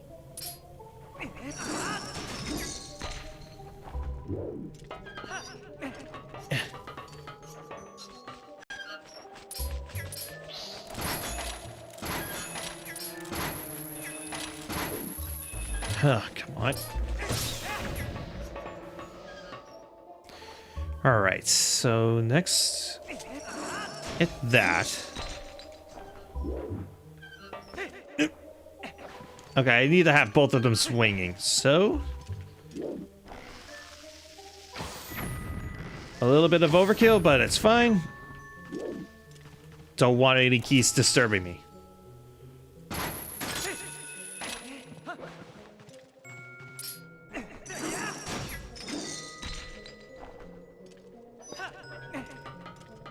Jump over and...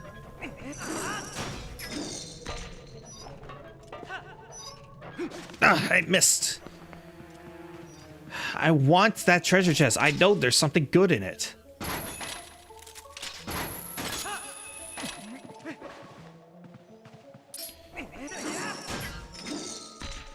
All right, so let it swing towards me.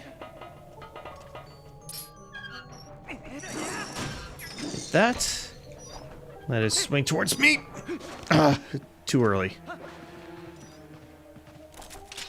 Dang, this timing should not be that hard. I've done it on like first try in previous playthroughs. I don't know why it's probably some variant of like the Let's Play curse.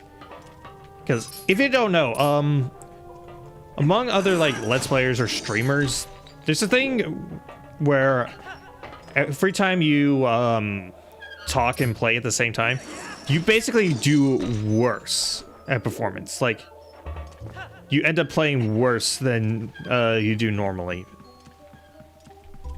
As well as struggle to talk about things and think.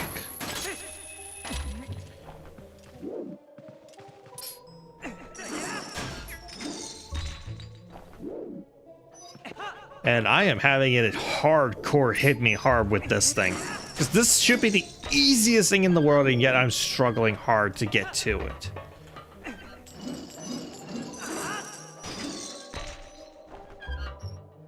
Okay, come on. Swing towards...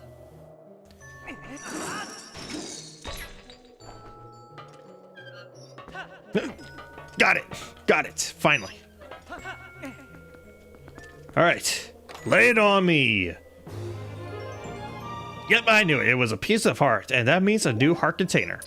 I now have a full row of 10 hearts.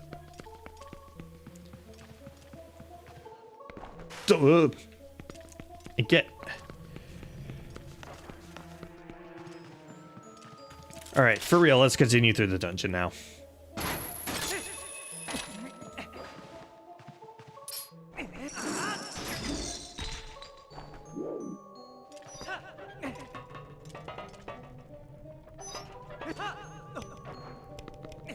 So climb up and let's keep going.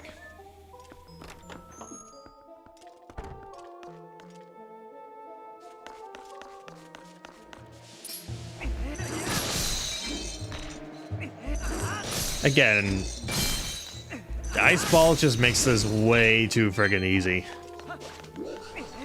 And right here, I think, is the last... Oh, shove me right out of the way there, buddy. Yeah, I think this is the last Poe of Snow Peak. Keep calling it Snow Point. No, that's Majora's Mask. This is Snow Peak. All right. Heck, I've named my stream title Snow Peak, as in like that one multiplayer game that became super popular last year.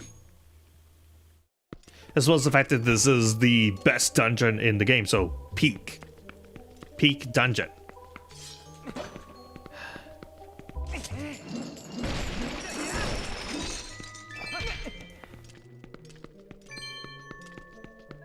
Alright, so I want to shove this down. Provides a nice way to get back up here, and... Alright, here we go. The puzzle that I struggled so much with as a kid, but now I'm at the point where I have it memorized. So first, destroy the ice on the button and destroy the ice casing. And also, just as a handy little tip, I don't need to shove I don't need to shove anything. I could just let my ball and chain do my shoving.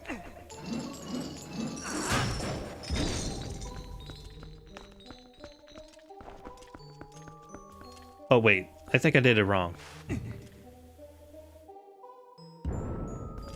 Yeah, because I'm supposed to shove this off of the button. Oh, well, I could still do it, even... Yeah, there we go. Go ahead and shove that back into place.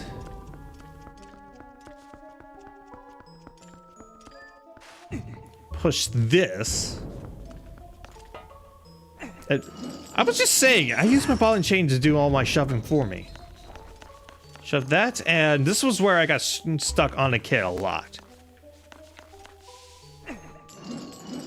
Push this out of the way because this will stay in place. I don't know why my kid brain didn't put together. Oh, that will just stay in place.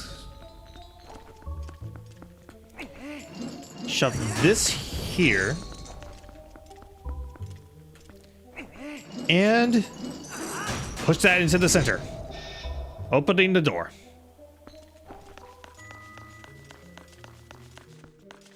And just because it's going to bother me,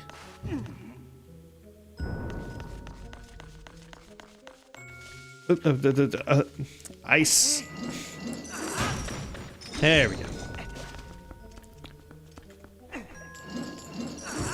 I'm gonna go ahead and just hit the switch back here, so I can have both doors open at all times.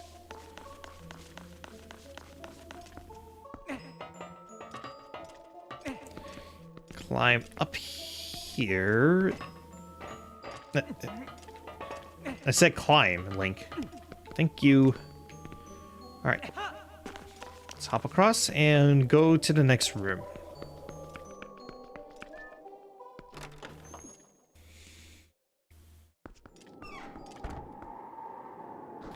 So I believe, yes, okay.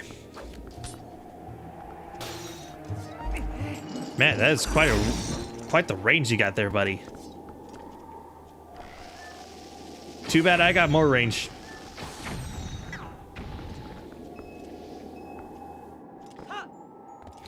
All right, I have to be a little bit more careful because I could easily fall off there.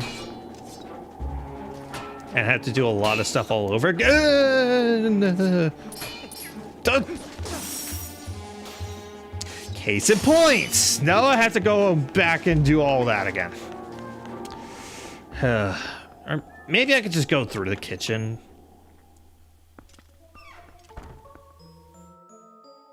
Yeah, it's just the next room over.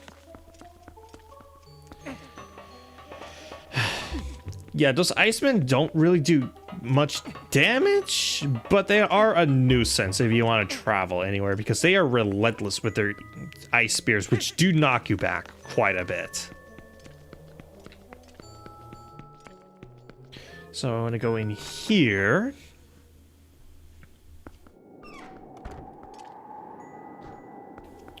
And let's try this again. Oh! Yeah, see, they only do like half a heart of damage, and yet it knocked me back that far.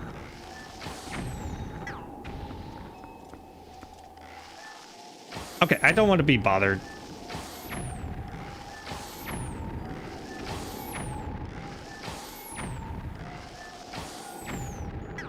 What the? How did it run back that far? That was weird. Anyways.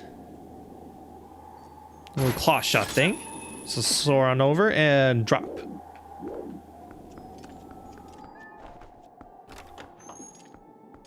And I believe... I think this is another... Oh, wait, no. Probably wanted to actually be doing this.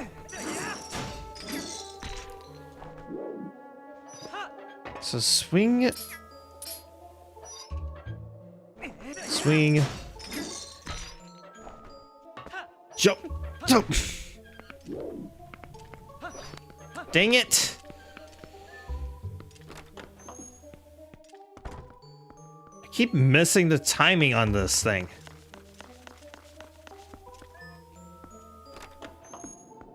Again, Let's Play cursed. It is screwing me over big time. All right, go through this door again, and I'll just make my way back up.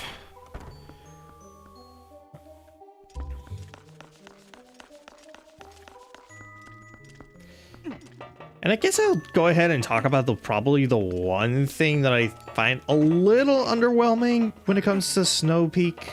It's music.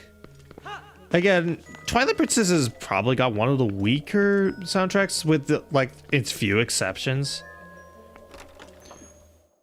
And yeah, this dungeon's music isn't particularly memorable. It does fit the atmosphere very well. I will give it credit for that, but it's not anything that I would continually listen to like some of the other dungeon themes across the Zelda series. Alright. I think my big problem is that it's just a little too repetitive and soft. If it was... Which... Okay, I give it a little bit of leeway because it's like, because this was one of the last Zelda games to use like a MIDI track for its music. And again, it does fit the atmosphere, but I don't know. I feel like for the HD version, they probably could have done more to give the music a bit more variety. I don't know. It could, I think it's just, it could be just me. What do you guys think?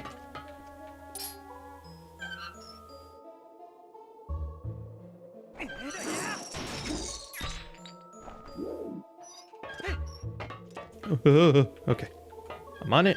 Let's go.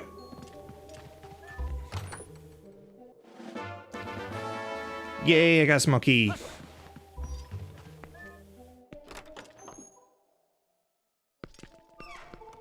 Onward to the next part. And I believe with that, I think the last room I have to go through is...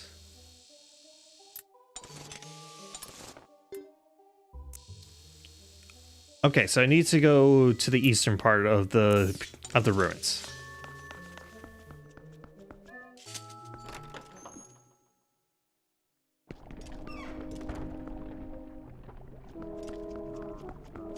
And you know what?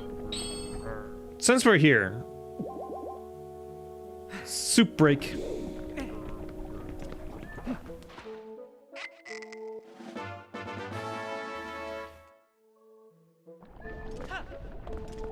All right, so ball and chain back on. Let's go.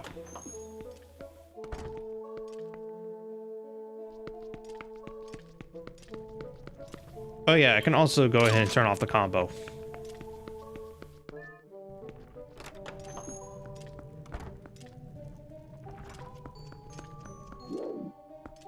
Okay, I'm starting to remember what I need to do. So I'm gonna go through here. Ball and chain to move that, so I can get one of these cannonballs across.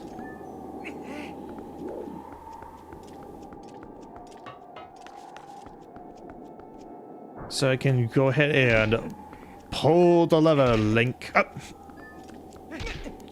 Grab the lever. Thank you.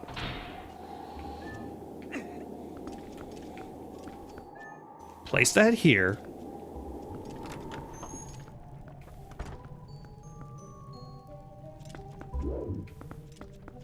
And then pull the lever, Link. So I can take this cannonball and go up.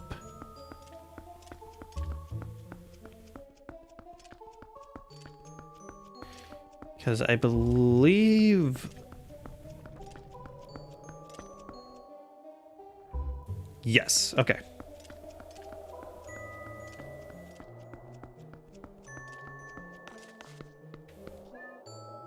Place that in there and push so I can have this ready for later.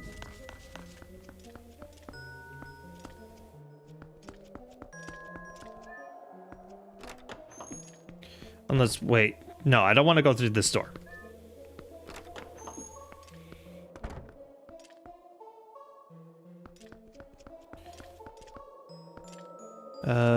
Okay. Now I'm starting to see it. But yeah, I wanted to have that cannon ready. So I'm gonna head back down and I'm gonna go... Basically... want to show. There's a western door just on the second floor, and that's where I want to go in through. So it looks like I need to take the chandelier and go right on through.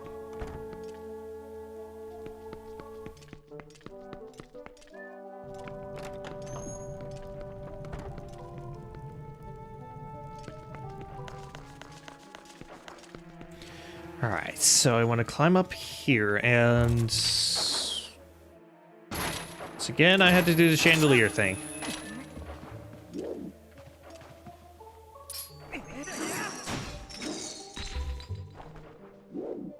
And thankfully, it's just one chandelier this time. Haha! Take that, Mr. Iceman. So go through this door. And I want to go, yes, through this door.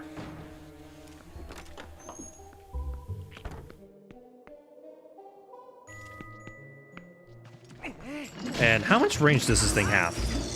Oh, quite a bit of range, actually. Okay, get out of the way of the ice. Which has a dang long reach. Dang. Lesson learned. Don't underestimate this thing. Smash that. And, yep. Even just having this thing swinging out defeats these things.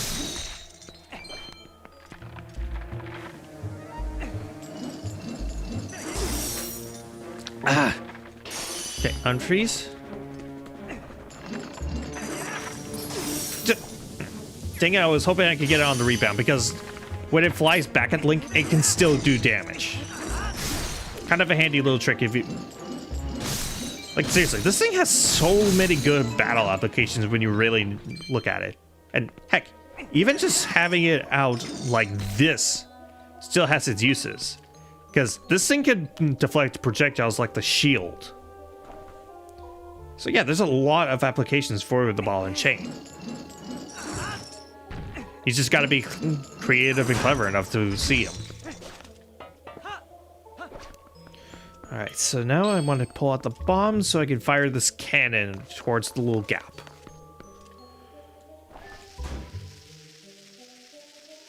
Fire! Alright. Follow the claw shots again.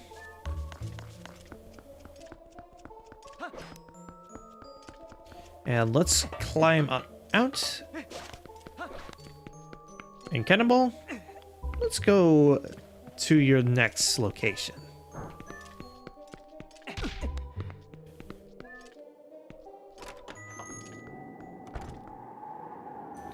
Alright, next, destroy that to unlock a little claw shot thing.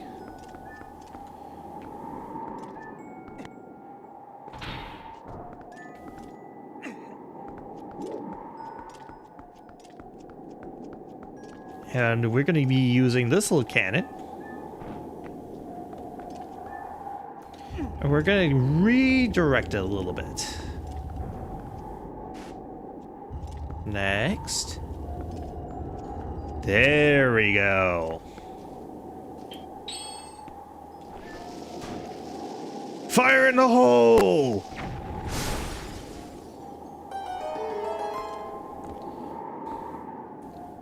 Alright, so now we have our way open to both the boss room and the boss key. So let's go.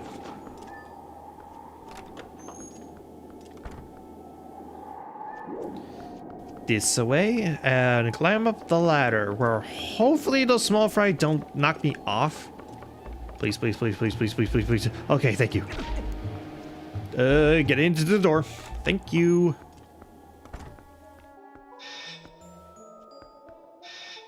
And we're in a little chapel in the mansion.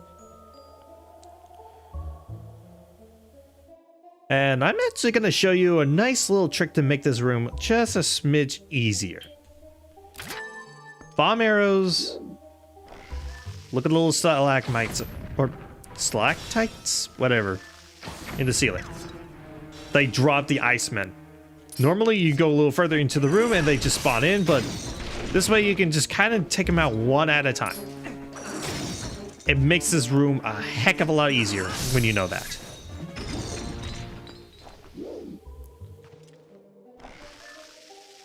Because yet there is quite a few of these guys.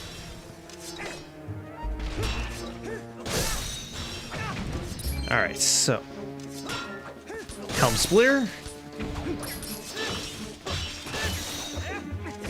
And let's just defeat the rest of these the old-fashioned way. I got 2 servings of soup. I can dish out some pain while taking some as well.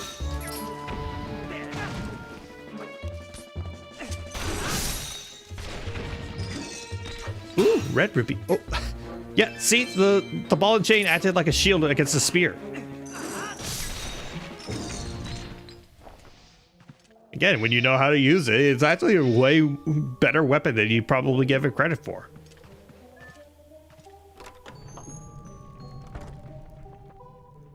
All right, gonna equip regular arrows and I got the thing. You got the bedroom key. Phew, we finally found the key. Sure took a while, but that mirror shard is as good as ours.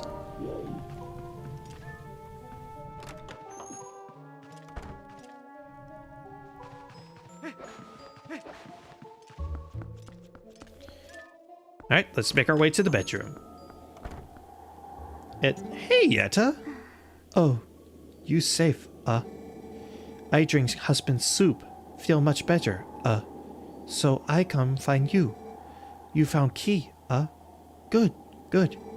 Bedroom right above us. I take you there, And she just kind of waddles her way over. I mean, she is still recovering from a cold. Bedroom right there. You go ahead. No worry for me, So yeah, you could just take your time and walk with her, but I'm impatient. I'm just gonna run up.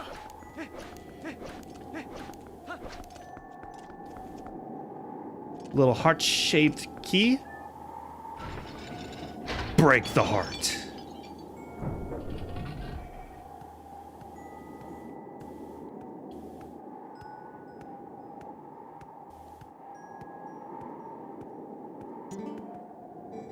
Thank you. You come inside.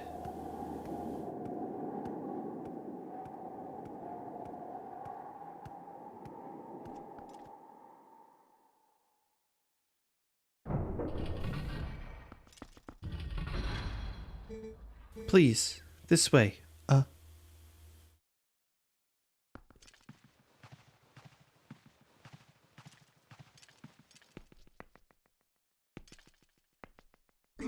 Here, mirror, you look at it. So pretty. Pretty. So pretty. Pretty, pretty mirror, lovely.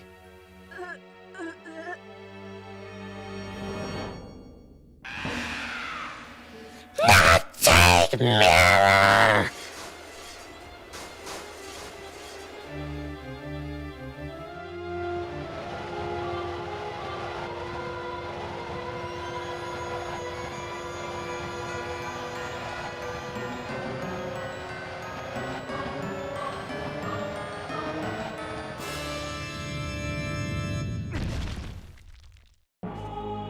Twilight Ice Mass Blizzetta. This thing is basically one giant ping pong ball. Knock it back and forth with the ball and chain. So, that creepy animation of the face switching. Fun fact about that. That was actually not what was originally intended. It was originally just going to be, she would turn around and would instantly have that face. But due to an animation error, it just ended up becoming like that. Like, it ended up just being a switch halfway through her turning around.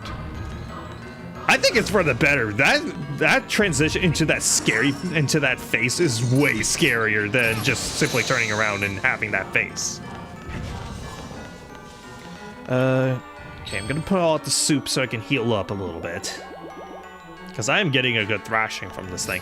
And it's weird because this boss is not that hard. Like, this is probably the easiest fight in Twilight Princess, if I'm being honest.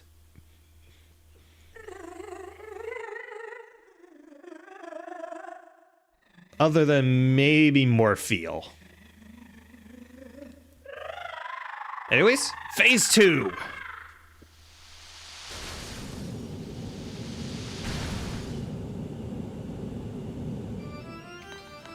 And also, this music is so good. Okay, so dodge all of these ice crystal things. Oop. And make sure you destroy at least one with the ball and chain.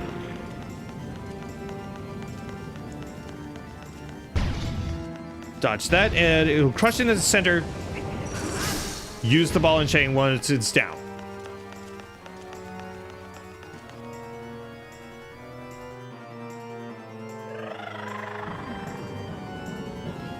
Next attack. Again, just keep running.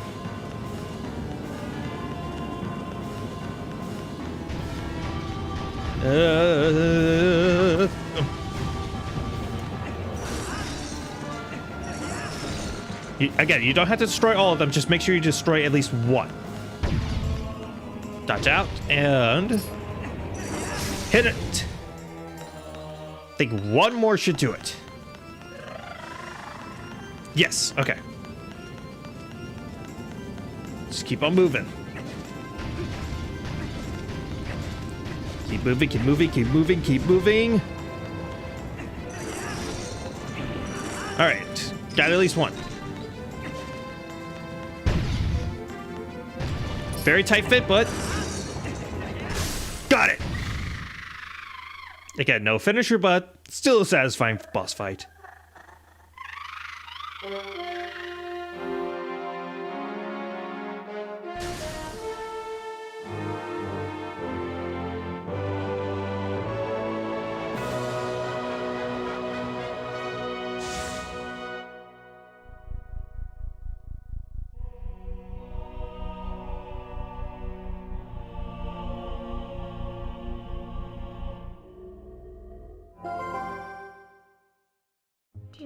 Well, we have 2 mirror shards now.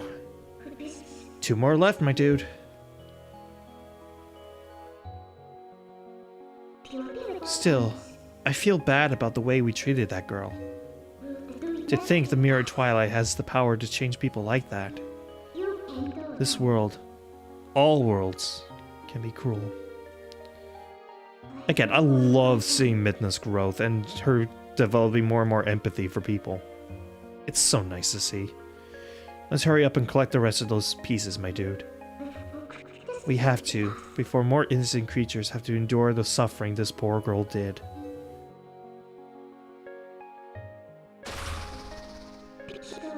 Well, let's go search for the two that remain.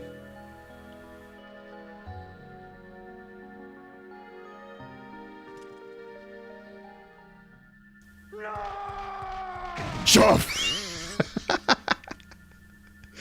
Gets me every time. What? What's wrong with me?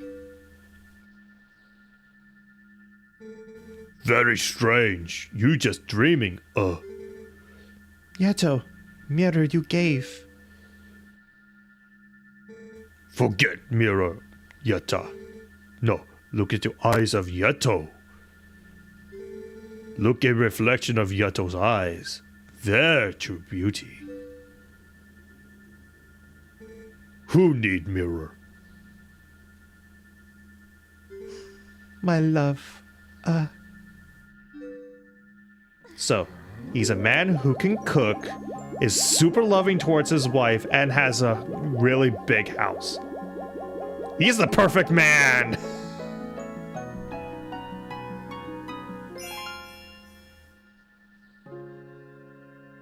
And their love is strong enough to produce a heart container. And break the rules of hero mode, where you can collect just normal hearts. This is one of the only 2 places where that can happen in hero mode. Love you, Love you too.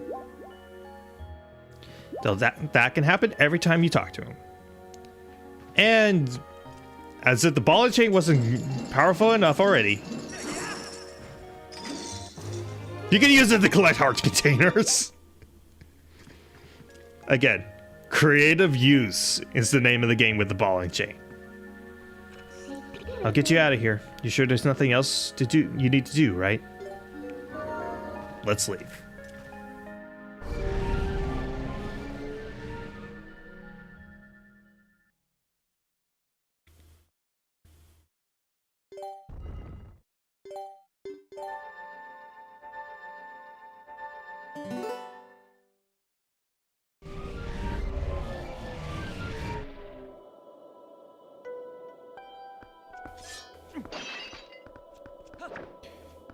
Should we return to the peak of Snow Peak? Yeto and Yetta will be waiting at the very top, and they will challenge you to a sledding contest. If you win against both Yeto and Yetta in the race, you can get a piece of heart. And also I'm just going back in because I want to get more of that soup.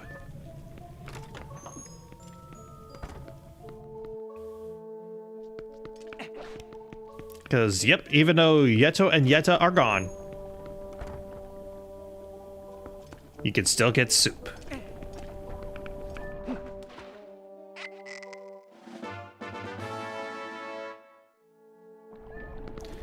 Alright, let's head out.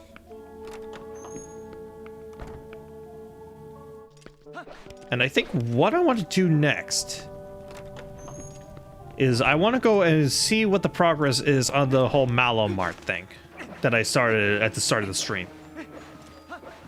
Because it's been a while. I'm sure there has to have been some progress made by this point. So, portals, and let's go Castletown.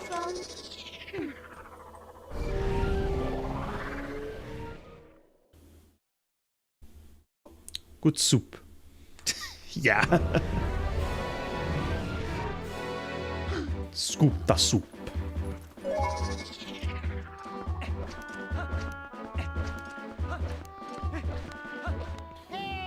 Mr. Wait! Alright, what letter do you got for me this time? 2 letters, okay.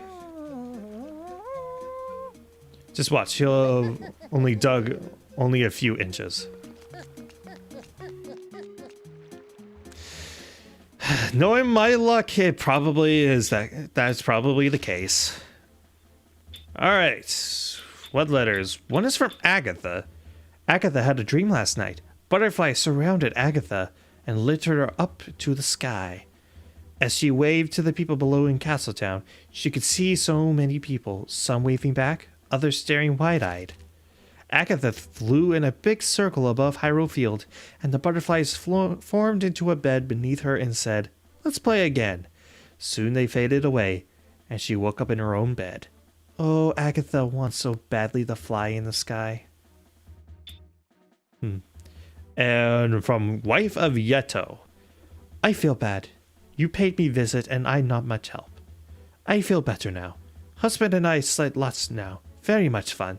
My dude, you join us at Snow Peak sometime.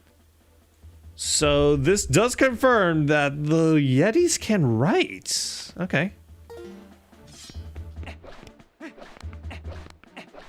And they also know how to use the postal service.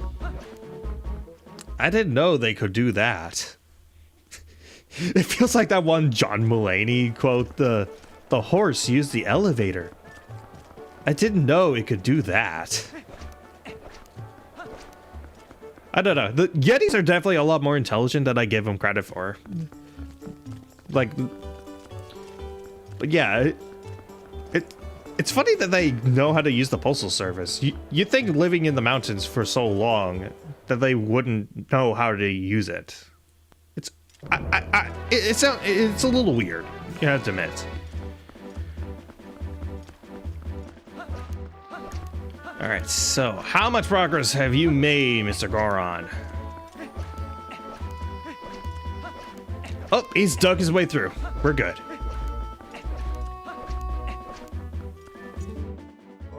Hey, look, brother, the way is now clear, just as I promised. I do not know where you are headed, but be careful.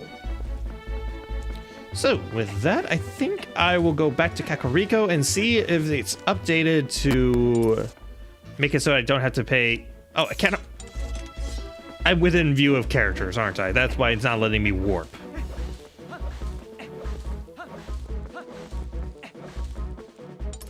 Well, let me warp now. Yes! To Kakariko we go!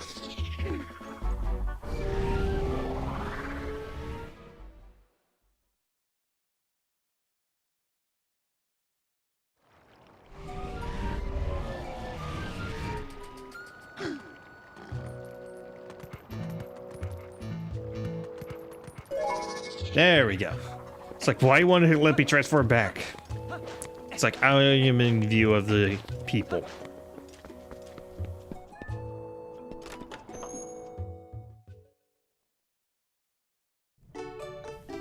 All right. The bridge is built, the trade route is secure, and we save money for the economic development of Castletown. All right, it's been reduced down to 200. Take all my money. Glorious day! We achieved our goal, brother. Today marks the day that another legendary establishment is born. You should travel to Castletown later. Thanks you to your cooperation, brother. If we leave and if we come back, I believe I should be able to get something from this specific branch of Malamart now. Crossing my fingers, please be right. No!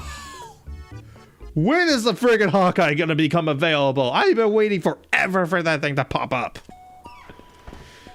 Oh my gosh. Alright.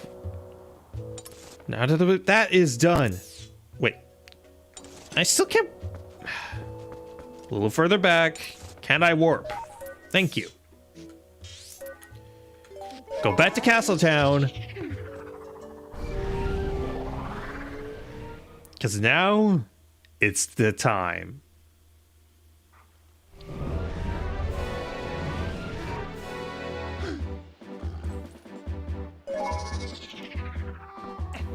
Run up and right on cue.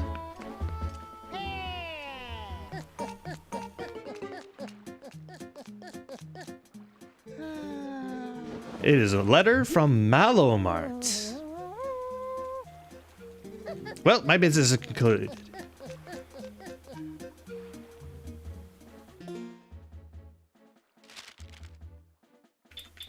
Heroes come together. Malomart, the hero of discounts, is finally open in Castletown. We've got all you need for the upcoming trip, and we offer it at unbelievable prices. Grand opening special, magic armor. Act fast, heroes.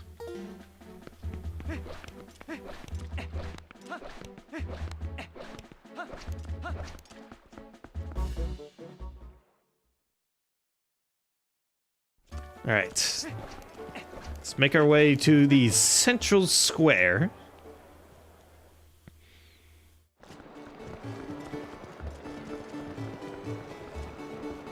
We run around and oh, if you look on that woman's bag, you can actually see it's from Malomart. Again, nice little detail that you probably wouldn't notice if you aren't playing the HD version. Anyways. See, that's not it. Where is... I think it's down here? Yes. So, I've already given my fair share of criticisms towards the Twilight Princess soundtrack, with the exception of, like, Midnight's Lament and maybe one or two others.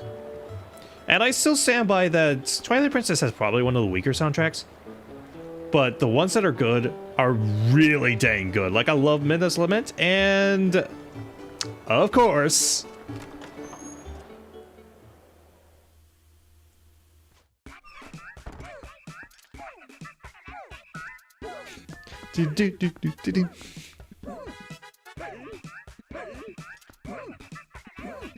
This is one of the best pieces of music in this Zelda series. It just puts a big smile on my face every time I watch it. And anytime it's used in memes, it just puts a big smile on my face and makes me laugh every time. I love the Malomart theme so much.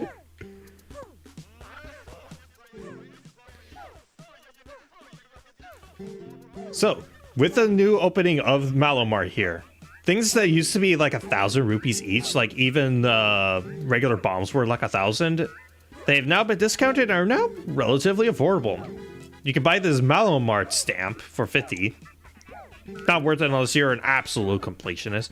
But the main selling point, the magic armor for 598 rupees, so can't afford it right now. I only have 348. But this thing is invaluable, especially in hero mode. And yes, I am going to make it my goal to get this thing, especially before I take on the Cave of Ordeals. Thank you for your patronage. Shop again sometime. And also, yes, I am one of those people that sings like the Rice Cake Farm, come on down to the Rice Cake Farm. Like, just put silly lyrics to what it's saying in the background. And on top of that, if you listen very closely, there's like an announcement thing, and it's not just random gibberish. It actually does have a meaning to it. I don't remember what it is off the top of my head, but it does actually have a meaning, and I think it's speaking in Japanese. So, yeah. I love Malomart. It's an amazing theme. I love it. I don't always have the biggest praises for the Twilight Princess soundtrack, but at least you can sleep well knowing that I love Midnight's Lament and I love the Malomart theme. And actually, let me I picked up a couple of bugs earlier. Let me see if I can drop them off to Agatha's place and see if I can get enough rupees to get the magic armor. Yes, I brought some bugs. Let's see, I got this ant for you. Little ant, I might mistake you for a grain and put you in my cereal. So you openly admit you eat bugs. Probably not the most disturbing thing I know about you. I mean, again, look at your decor. For the Dayfly, Little Dayfly, I want to take your colorful tail and make the loveliest braid ever. What color? It's literally just all green.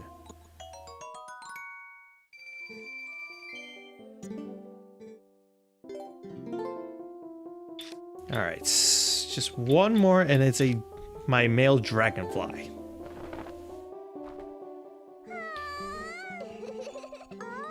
And we have a pair, so that should be 100 rupees. And I believe the magic armor was 598. Oh, I'm still 50 rupees short. Dang it. Oh, that hurts me a little. Oh well, I should be able to afford it here in the near future anyway, so it's not too bad. Okay, let's go out the southern exit, and the next location is in this. The next location for the mirror chart is in a sacred grove. So, let's go to the Faron province and North Faron Woods. Guess I still got a little time. I might as well at least get things started for the next segment of the game, of the story. Transform back. And, oh yeah, I probably want to... Gale Boomerang. It's been a while since we took a walk in the forest, huh? Yes, and how our world has changed. I'll say.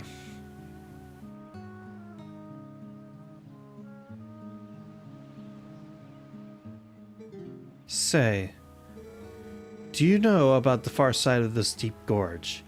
Some say there is an ancient temple deep in the woods that guards a sacred power. The ancestors of the Hylians created the temple. Signs of their civilization, ancient, but very sophisticated, are everywhere. If someone could obtain the power of those ancient people, well, I am sure it would go a long way towards saving Hyrule. My dude, would you take on this task? Would you cross the gorge and find the ancient power sleeping in the temple? I knew you would. Cross the gorge, just use my partner here. Stephen Hawking?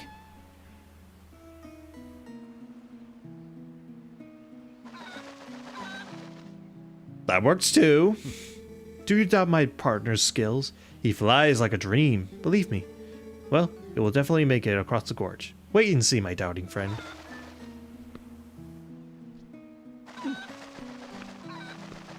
Let's fly! So yeah, this little golden cuckoo actually gives you more distance compared to normal cuckoos. It's actually kind of nice. And I'm gonna put you down because I want to see what you say to Wolf Link. Like, do you say anything unique? Twinkle, twinkle, little cuckoo. I am gold and not for you, oh. Okay, that's good. Alright, let's take this little guy. And no wind is blowing, so that means I have to do things the old-fashioned way.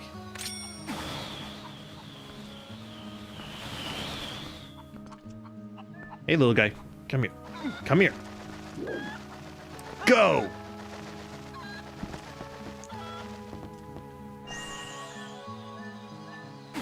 Throw that. And no type ropes, so that means we still need this little guy. Okay, wait for it to pass, and let's go.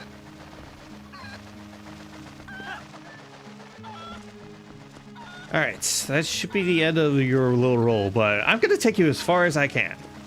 Let's go! Aw, no more chicken.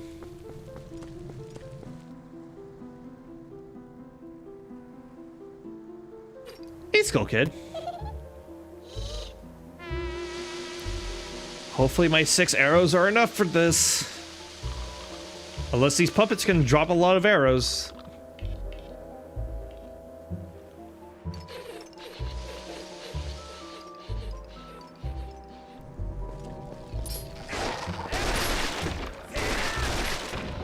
Come on, drop some arrows, drop some arrows. No! Alright. Well, this time we're hunting down Skull Kid, this time with just human Link and not just Wolf Link.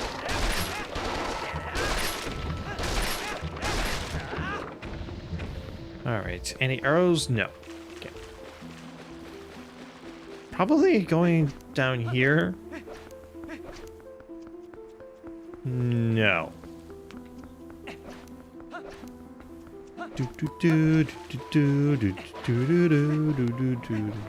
And also, one nice advantage of doing this at nighttime is that you can't see the Skull Kid's lantern at times, which does kind of give away where he is at any given moment. So that is a nice little thing to be aware of. Alright, so...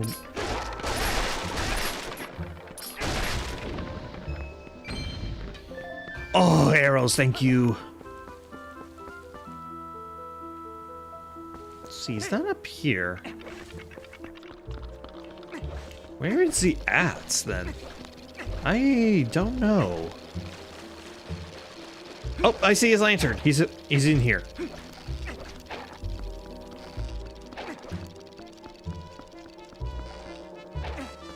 Oh, yep, I can hear him. Stab him with the Master Sword.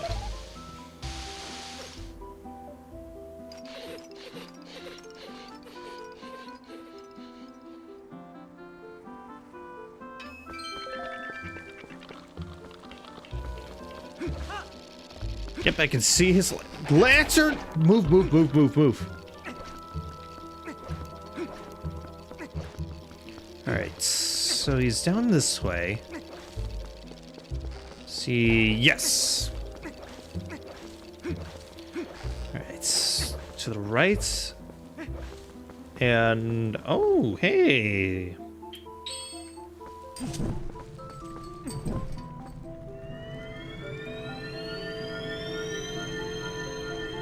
Please be a piece of hearts. That would be nice, actually. Oh. Okay, I did not mean to do that, but I'll take it. Oh, 30 bombs. Though it looks like I'm maintaining the puppet's butt.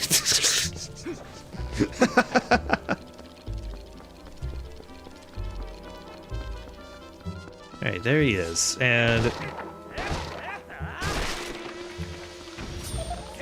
take out all these puppets. And hit him with the bow.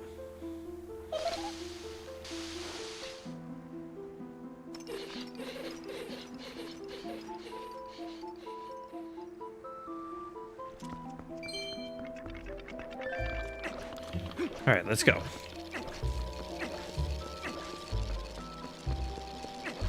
Soft down that way.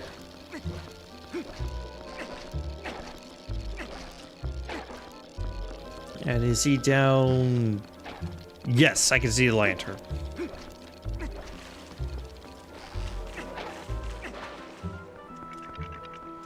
Is he up here? No, I don't see any lantern in it. Oh.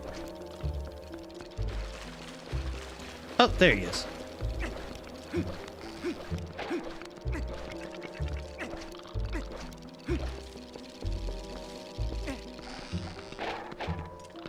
Climb up. See, nope, it's not up here. Oh, wait, wait, wait. I can... Yeah, I can see his lantern.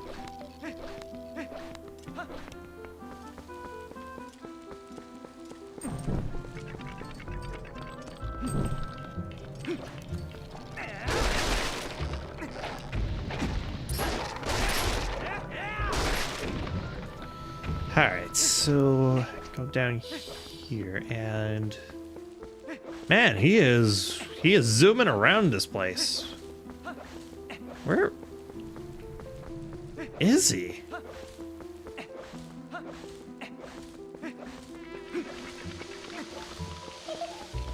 Oh, I heard him. He's in here. He's in this spot. Can I climb up, Link? Thank you. Oh, I see him. I see him.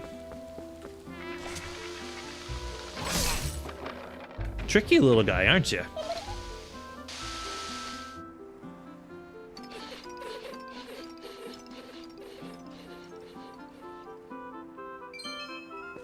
Alright, straight ahead.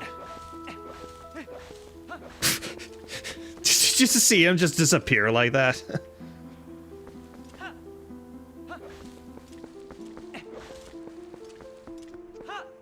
Alright.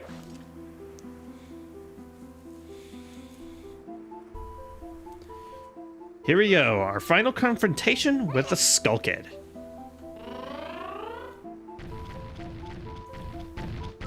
Jeez, bro. Just playing with you. You don't have to be that angry.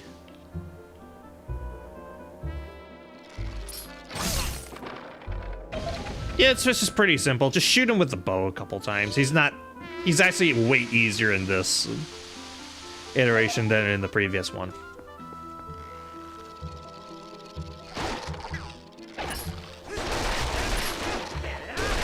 Pretty much the only thing that's a little harder about him in this one is that he does summon more puppets than before. At least I think. I could be wrong on that.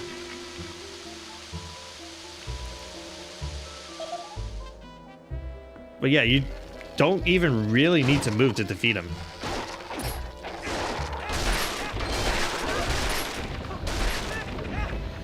I mean, yeah, his puppets do get in the way of the arrows, which I guess is a little annoying, but otherwise, it's not that bad.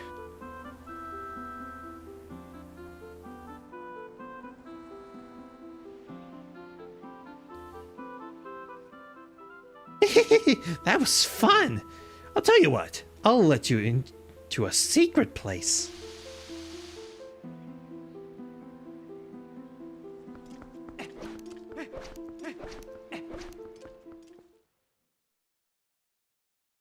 Go up in here, and it's a little block I could push.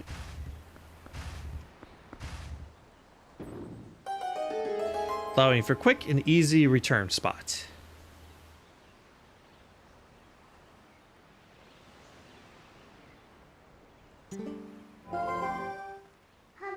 Sacred Ancient Forest. So this was what they were talking about.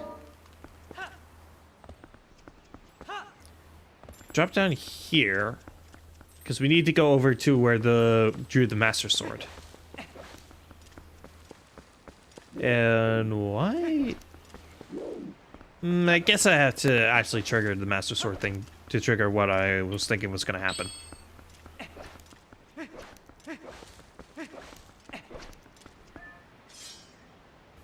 Let's strike the pedestal once more.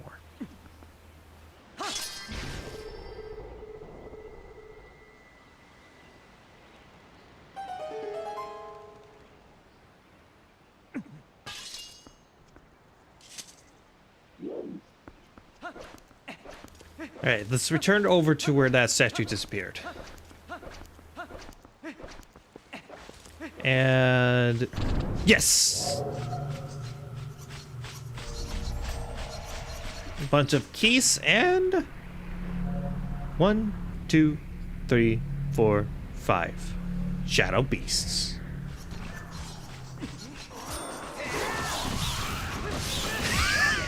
So much carnage!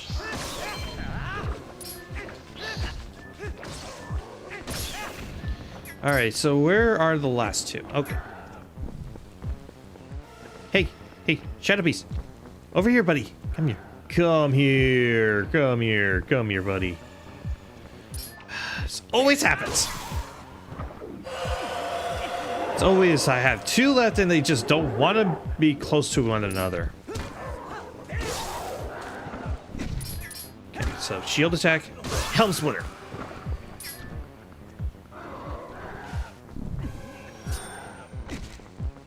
So for you, Helm Splitter, because these two will definitely be close together. There we go.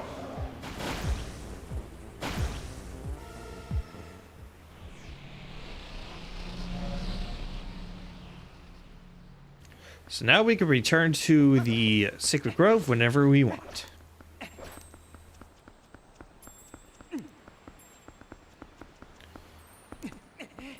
Climb up into this. And let's open.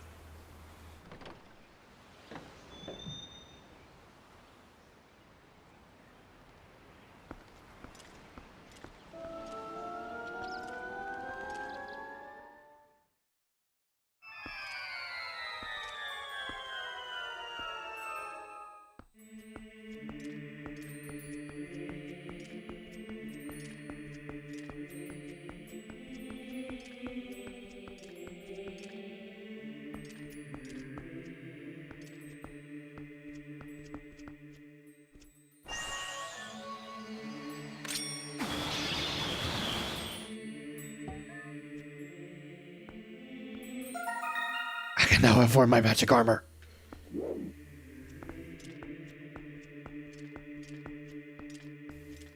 Yeah, it is so cool that they decided to just straight up bring back the music from the Temple of Time in Ocarina of Time.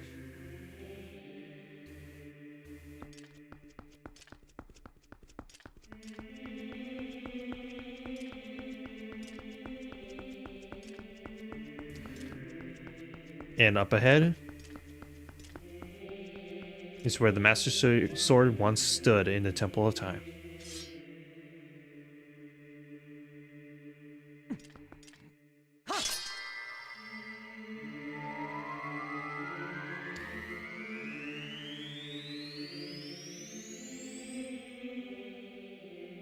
And now a new doorway has opened. Oh no! No! No! No! I will not interact with those things.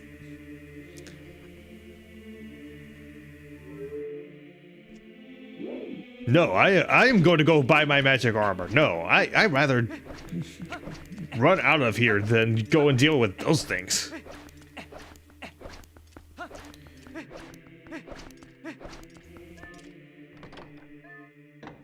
And of course I can go ahead and skip that.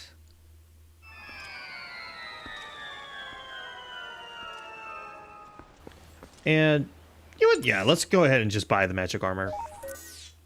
So, Castle Town, let's go.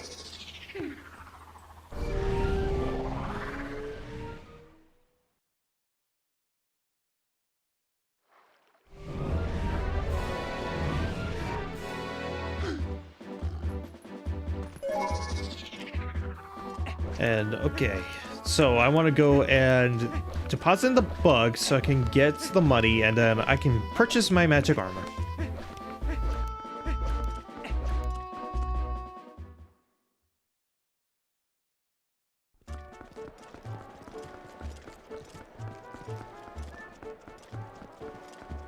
So I'll just run down through here.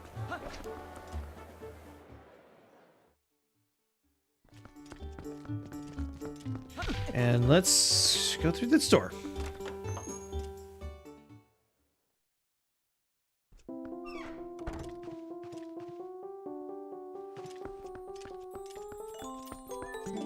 Alright, I got the fork over the money. I got the snail. A golden-bodied female snail. It was found in the sacred grove. It might actually be a male.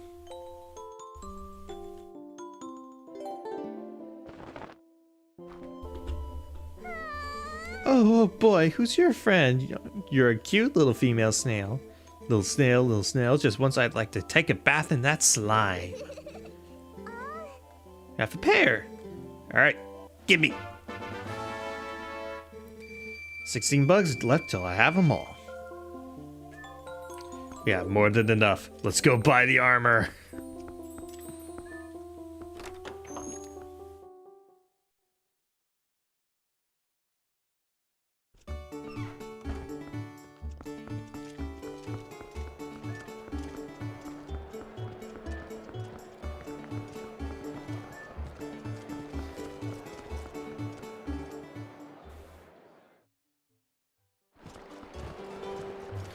Right, into Mallow Mart and the amazing music.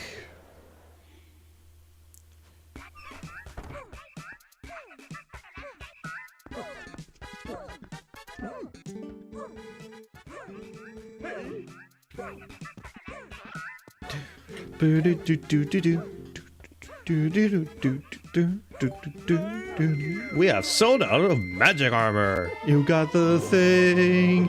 You bought it. You are smart. You bought it at Mallow Mart. Wear it and your rupees will become magical. The armor will protect you, so if you get hit, you lose rupees, not health. If you run out of rupees, the armor will go dormant and your movement will become impaired. Thank you for your patronage. Shop again sometime. So now we have every single one of these little slots filled out. The magic armor, as described, Basically makes you invincible so long as you have rupees. They drain at, I think, 1 rupee per second, I want to say. And for every hit, you will take, it will drain away at least 10 rupees per hit, per like quarter heart of damage, I think. I could be wrong on the math on that one. Let me double check that real quick. Let's see. Magic, armor, Twilight Princess. Drains 2 rupees for every second it's equipped, or 10 rupees when hit by an attack that would be taking a quarter of a heart normally. Okay. So I was partially right. I will be using this for a while, but trust me, I will definitely be using this thing quite a bit in the future.